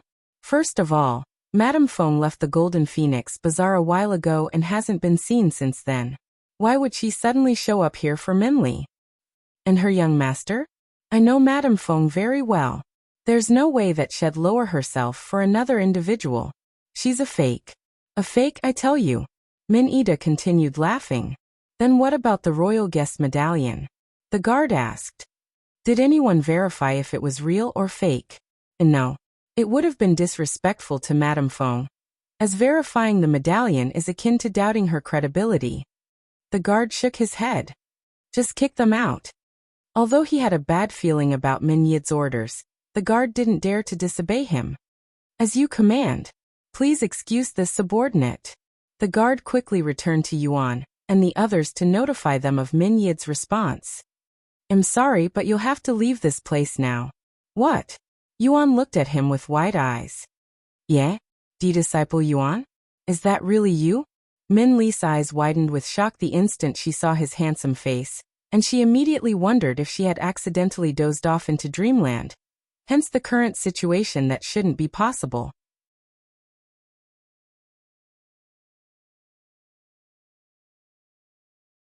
Chapter 635. Ah, I must be dreaming. There's no way he'd be here. Minli released a low laugh before shaking her head and returning to staring outside the window. Who's dreaming? Yuan asked her. After a moment of silence, Minli turned to look at him again, her eyes wider than before. Are you real? Am I not asleep? Are you really disciple Yuan? Minli asked for confirmation. Why are you still calling me disciple Yuan? I am no longer a disciple of the Dragon Essence Temple. Just call me Yuan, disciple Min, Yuan said with a gentle smile on his face. And he continued. Also, I am here to fulfill my promise. Min Li's body visibly trembled when she heard his words. Meanwhile, Min Ida stared at Yuan from the side with a look of disbelief on his face. Why Yuan? He can't be. Impossible. Min Ida refused to believe that he was the same Yuan who dominated the mystic realm. The same Yuan that they have been desperately trying to recruit. Why is he here? I thought Min Li failed to recruit him. Min Ida cried inwardly. He was clearly Gu Tao, Min Li's fiancé. Min Ida took a deep breath before responding in a solemn voice. Min Li is not here. She has abandoned the Min family. What? The Gu family stared at him with baffled expressions, seemingly unable to comprehend the situation at first, and the place turned dead silent very quickly.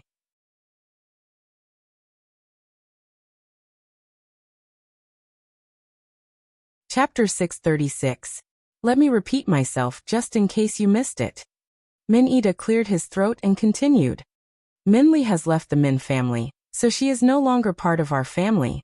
I'm sorry, but we will have to cancel the wedding between Min Li and Gu Tao, he said, speaking in a clearer tone this time.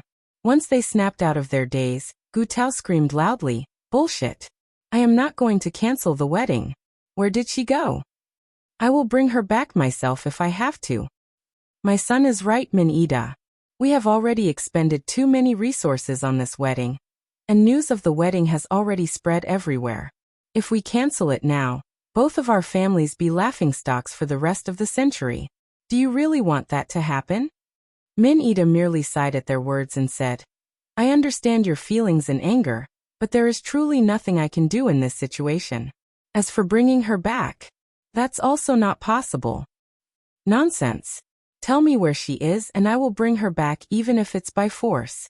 Gu Tao shouted. Min-Ida glared at Gu Tao for a moment before responding in a low voice. Stairway to Heaven. If you really want to bring her back, you can find her at the Stairway to Heaven. However, don't say I didn't warn you. You really don't want to offend them. Them? Who are you talking about? And why on earth would she be going to the Stairway to Heaven? She's only a spirit warrior. The head of the Gu family frowned. However, Min-Ida turned around and began walking away. I wish you the best of luck.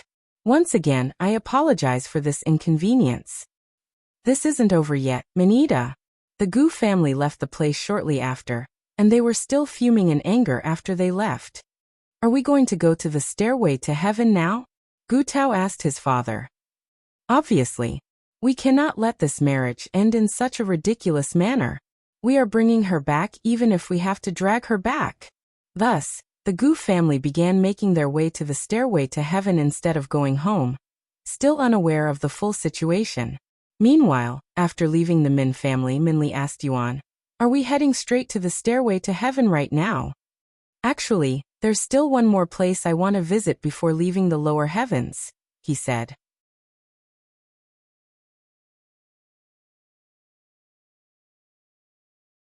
Chapter 637. Lord Luo. The hero has returned. I repeat, the hero has returned. A guard came rushing into Lord Luo's room without knocking. Hero? What nonsense are you talking about? We are having an important discussion right now. Scram. Lord Luo got angry when his important meeting was interrupted. Not to mention the grave situation that has been stressing him lately. Sorry for interrupting your meeting, but I heard you need some help, so I came. Yuan entered the room a few moments later. However, because of how drastically different his appearance was compared to his last visit, especially his longer hair, Lord Luo didn't recognize Yuan at first. Why you are? Once Lord Luo got a good look at Yuan's handsome face, his body immediately began shivering from sheer excitement, and he even began crying. Daoist Yuan. Is that really you, Daoist Yuan? Lord Luo couldn't control his emotions and spoke as though he was before his savior. You have changed, grown so much in just a few months. I almost didn't recognize you. It's really me, Yuan confirmed with a gentle nod. Then he continued. Can you tell me what's troubling you in the city?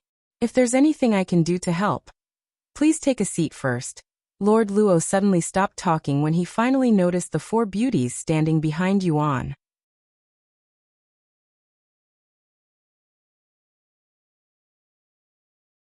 Chapter 638. Unfortunately, there really isn't much you can do against the blood sect. Even if you kill their sect master, another one will eventually rise to that spot. You can maybe try killing all of the higher-ups in the blood sect, but that is easier said than done. There's a reason they have existed for thousands of years despite countless experts trying to wipe them out. Feng Liuxiang said to him. Yuan pondered about Feng Liuxiang's words. If he cannot do anything against the blood sect, what should he do about Pang City's situation? It was not as though he could give up and abandon them. After thinking for a moment, Yuan turned to look at Lord Luo and said, Do you mind if I stay here for a few days? I will try to come up with a solution, and just in case they attack. Of course. You can stay here for as long as you want. Lord Luo immediately said. Suddenly one of the people there said, I'm sorry, but what can you do against the blood sect? The blood sect has multiple spirit masters, and their sect master is also a spirit grandmaster. Not even an entire sect can stop them, much less a couple of young people. I say we evacuate the city and seek protection from one of the bigger sects such as the Heaven and Earth Palace or the Grand Sword Mountain. Everyone there turned to look at Yuan for a response. Even Lord Luo, who had immense faith in him, cannot imagine a spirit warrior defending against the blood sect. Of course, he was not aware that Yuan had become a spirit grandmaster during the few months he was gone. It's just a few spirit masters. My young master can handle even a spirit lord, much less a spirit grandmaster. Liuxiang suddenly sneered. What? A spirit lord? Yuan then released his spirit grandmaster aura and said, I alone can defend the city from the blood sect. SS spirit grandmaster. How is that possible? You were only a spirit warrior before you left a few months ago. Lord Luo exclaimed. What? A spirit warrior? The others were also shocked. What? The sisters' eyes widened with shock after learning this information. They then got on their knees and apologized for their behavior. Meanwhile, Yuan and Xiaohua arrived at the Flying Sword sect. At least what it once used to be.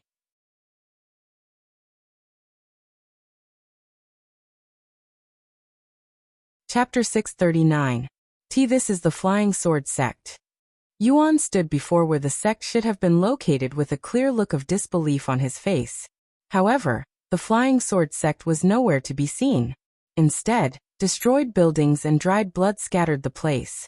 The scenery is what it would look like after a long and brutal war had just finished. Yuan mumbled in a low voice. Thousands of lives perished here for what? What does the blood sect achieve by doing this horrible thing? It won't bring back their sect master's dead son. Unfortunately, this is the harsh reality of the cultivation world. The real cultivation world, where people do unreasonable things, and there's nothing we can do about it. Xiaohua sighed. After a moment of silence, Yuan said, Let's take a look around this place. Are you sure, Brother Yuan? There will be a lot of blood and corpses. It won't be a pretty sight. Yuan nodded. Even so, I want to see it. They proceeded to walk around the unrecognizable and destroyed Flying Sword sect, passing by many corpses and separated body parts. Yuan stopped walking in front of 3 large stone tablets, which were the only things not completely destroyed there. He looked at the stone tablet in the middle, and on the very top, there was a name he was familiar with. Emojo. So you have managed to become rank 1, huh? Congratulations. Yuan congratulated him in a dispirited voice. What do you think you're doing? Our sect master is a spirit grandmaster. He'll kill you as easy as breathing. The blood sect disciples began shivering uncontrollably as they watched Yuan slowly approach them with a sadistic grin on his face. As a killer, you should know very well what I am about to do, right? Yuan responded, his aura gushing with killing intent.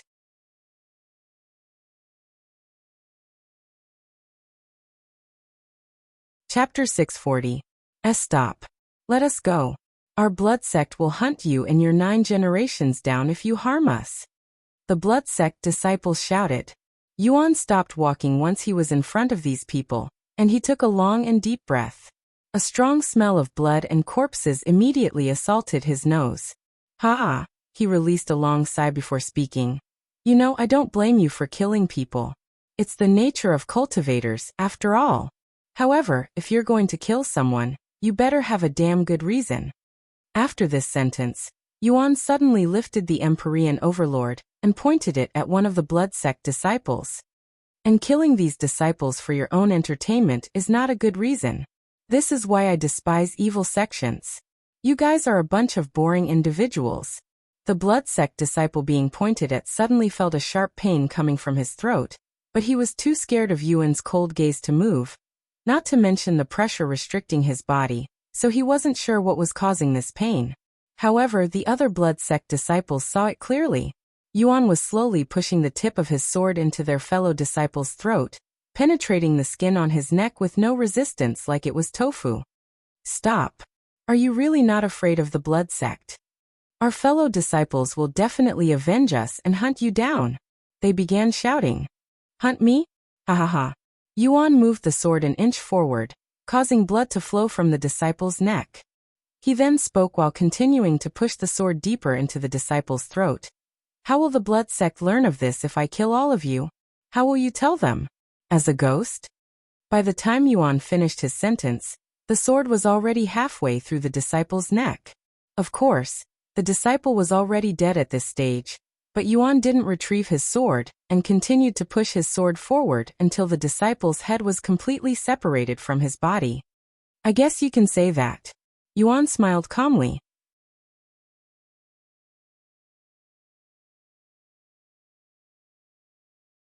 Chapter 641. Why you will regret this. You will now be hunted by the entire blood sect. The blood sect disciple disappeared from the scene quickly afterward. Yuan turned to look at the people that had been treasure hunting before getting caught by the blood sect and said to them, "If you don't want to die like them, get out of this place." "Why yes. Thank you, senior." They quickly left the scene as well.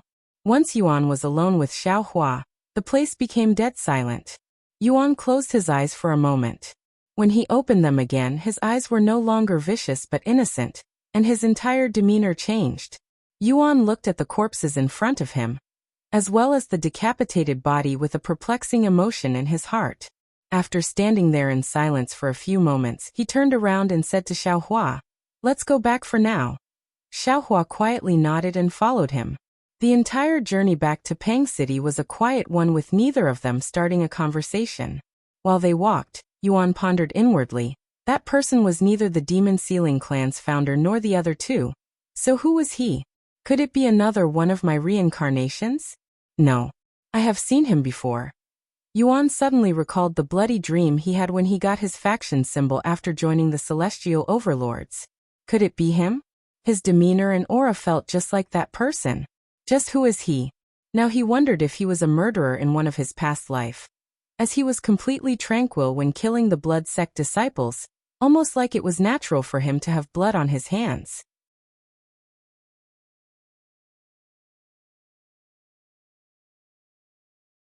Chapter 642. After eating to their full, Yuan and the others returned to the Luo family's manor. "Young master, do you want to temper your body tonight as well?" Liuxiang asked him after they returned. "That would be ideal." Yuan nodded. "Just let me know whenever you're ready." Okay. Yuan logged off shortly after to eat dinner, and he would explain to them the situation at the table. "Because of this evil sect called the Blood Sect that might attack this city, I will be staying in this city for a few more days before we challenge the stairway to heaven." Sounds troublesome. What do evil sects even do anyway? Liuxiang asked. "I don't know the purpose of their existence. All I know is that they're filled with unreasonable people who kill innocent people for their own entertainment, and they cultivate forbidden techniques that make them go crazy." Once dinner was finished, Meishio said, "Yuan, the Cultivators Association contacted me this afternoon. They said we can visit them whenever because they have finished scouting for our faction's headquarters." "Really? We can visit them tomorrow since I have 3 days before I fight the Blood Sect." "All right, I will let them know tomorrow morning."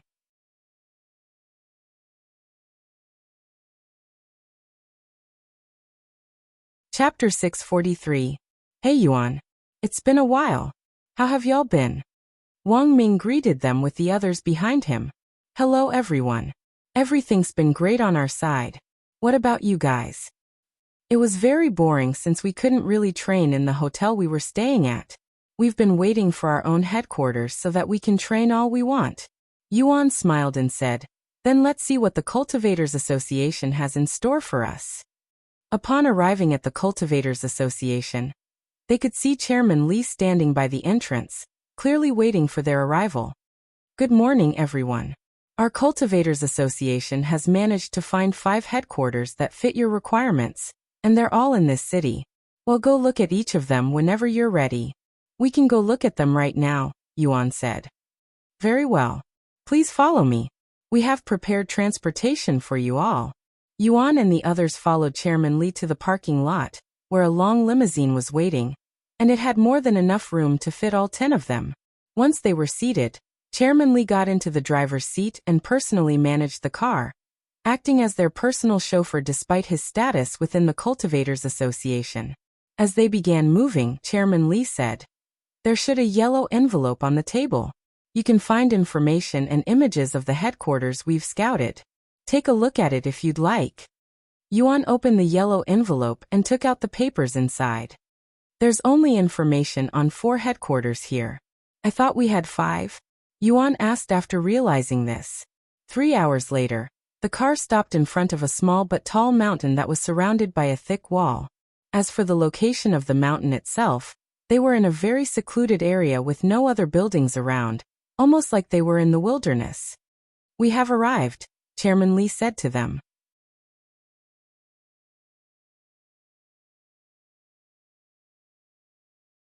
Chapter 644. Wow, the dragon in its name is really fitting. Wang Ming mumbled to himself as he looked through the car window. The mountain itself wasn't anything too special, but the road that spirals around the mountain had the appearance of a dragon, making it seem as though there was a dragon coiling around the mountain. While they admired the mountain, Chairman Li pulled up to the gates and spoke to the guards there. I'm Chairman Li from the Cultivators Association, and I have with me the Demon Sealing faction. We're here as scheduled. Once the guards verified his identity, they opened the gates to allow them inside. Take your time. Thank you. The moment they entered the gates, it felt as though they had entered another world, as the spiritual energy suddenly spiked up.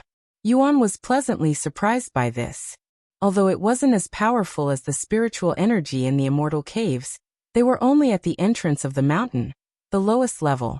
He can only imagine how much stronger the spiritual energy gets as they go higher into the mountain. Where will our headquarters be located? Shi Lang asked. The middle levels. I tried getting you guys a headquarters at the upper levels, but you don't have even credibility. Don't be discouraged, though, as you can always move to the upper levels once you're ready. Furthermore, getting a building in the middle level is already an amazing feat for a new faction with only 10 members. Chairman Li said. Everyone there turned to look at Yuan. Surely, he's the reason they were allowed to even step foot inside the Dragon Spiral Mountain. Sometime later, Chairman Li stopped the car somewhere in the middle level of the Dragon Spiral Mountain.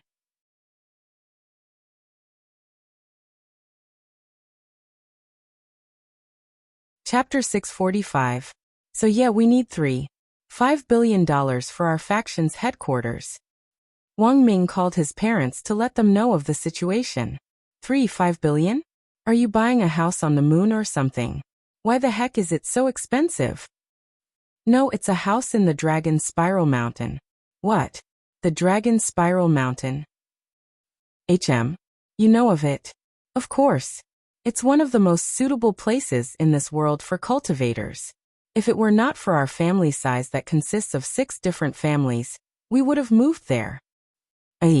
Anyways, I will give you Yuan's bank information. You can send it to him whenever you're ready.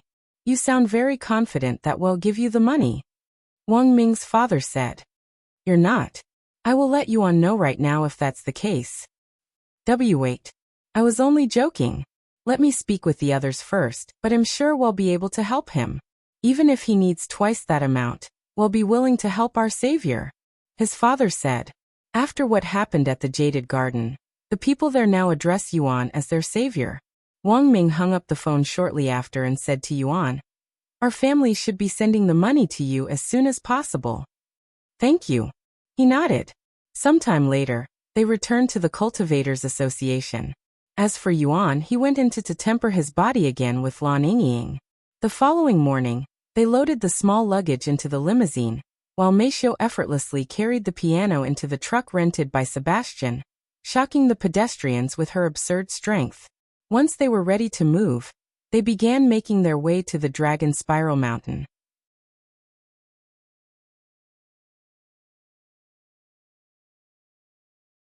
Chapter 646. A few hours after leaving their apartment, Yuan and the others arrived at the gates of the Dragon Spiral Mountain. And to their surprise, Wang Ming and the others were all waiting outside with their luggage. Why are you all waiting out here? Yuan asked them. We couldn't get inside because we don't have any identification even though we were here yesterday. Wang Ming sighed. Oh right. Chairman Li only gave me one identification for now. I really hope you guys didn't stay here overnight. No, we only got here about an hour ago, so it wasn't that bad. Yuan nodded, and he went to the guards to show them his identification. Welcome to the Dragon Spiral Mountain, young Master Yuan. The guards greeted him. Where can I get identifications for my companions so they can enter the place without me? Yuan asked them. The manager will handle all of that once she visits you later today, said the guards. I understand.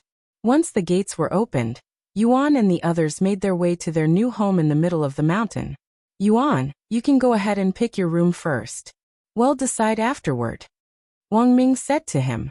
Well, they're all pretty much the same, so it doesn't really matter to me. How about this one? It's the largest room in this building, and it's also the closest to the staircase. Lang suggested. Sure. What about you two? Yuan asked Meishio and Liuxiang. I understand. Thank you, Yuan said as he accepted the badges. Any more questions for me before I leave?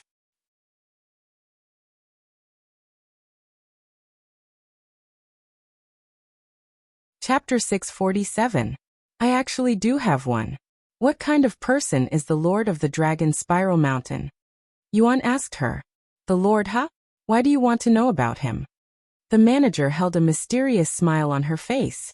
Out of curiosity, I guess, Yuan said. Unfortunately, I cannot tell you anything about the Lord. However, if you live here for long enough, you might get to see him. Is that so? Anyways, if you have questions about the mountain, you can contact me at any time of the day. Here's my business card. The manager handed her card to them. Jenny Zhang. Yuan read the name on the business card. You can just call me Jenny. After shaking hands with each other, manager Jenny left the scene. Since this finished earlier than expected, I'll go spar with Liuxiang now, Yuan said as he stood up. What are you going to do now? I'm not sure, honestly. In fact, I'm wondering what my purpose is now. Am I still your caretaker? It really doesn't feel like it since I have been spending most of my time cultivating. Meishio asked him. Yuan pondered for a moment before speaking. We're no longer in a small home with just the two of us. There's Lulu and the others, not to mention the faction. Furthermore, I will be spending most of my time in now, so I won't need any attention. Instead of remaining as my caretaker, why don't you do something different? Like being the manager of the faction? You're tuning in to the Li Mei's Sword of Destiny YouTube channel. We're so grateful for your support, and don't forget to subscribe to join us on this incredible journey through captivating stories. Your generosity through donations truly makes a world of difference, as it's the primary source of revenue that allows me to expand and enhance this channel for you. Thank you from the bottom of my heart for being a part of this adventure.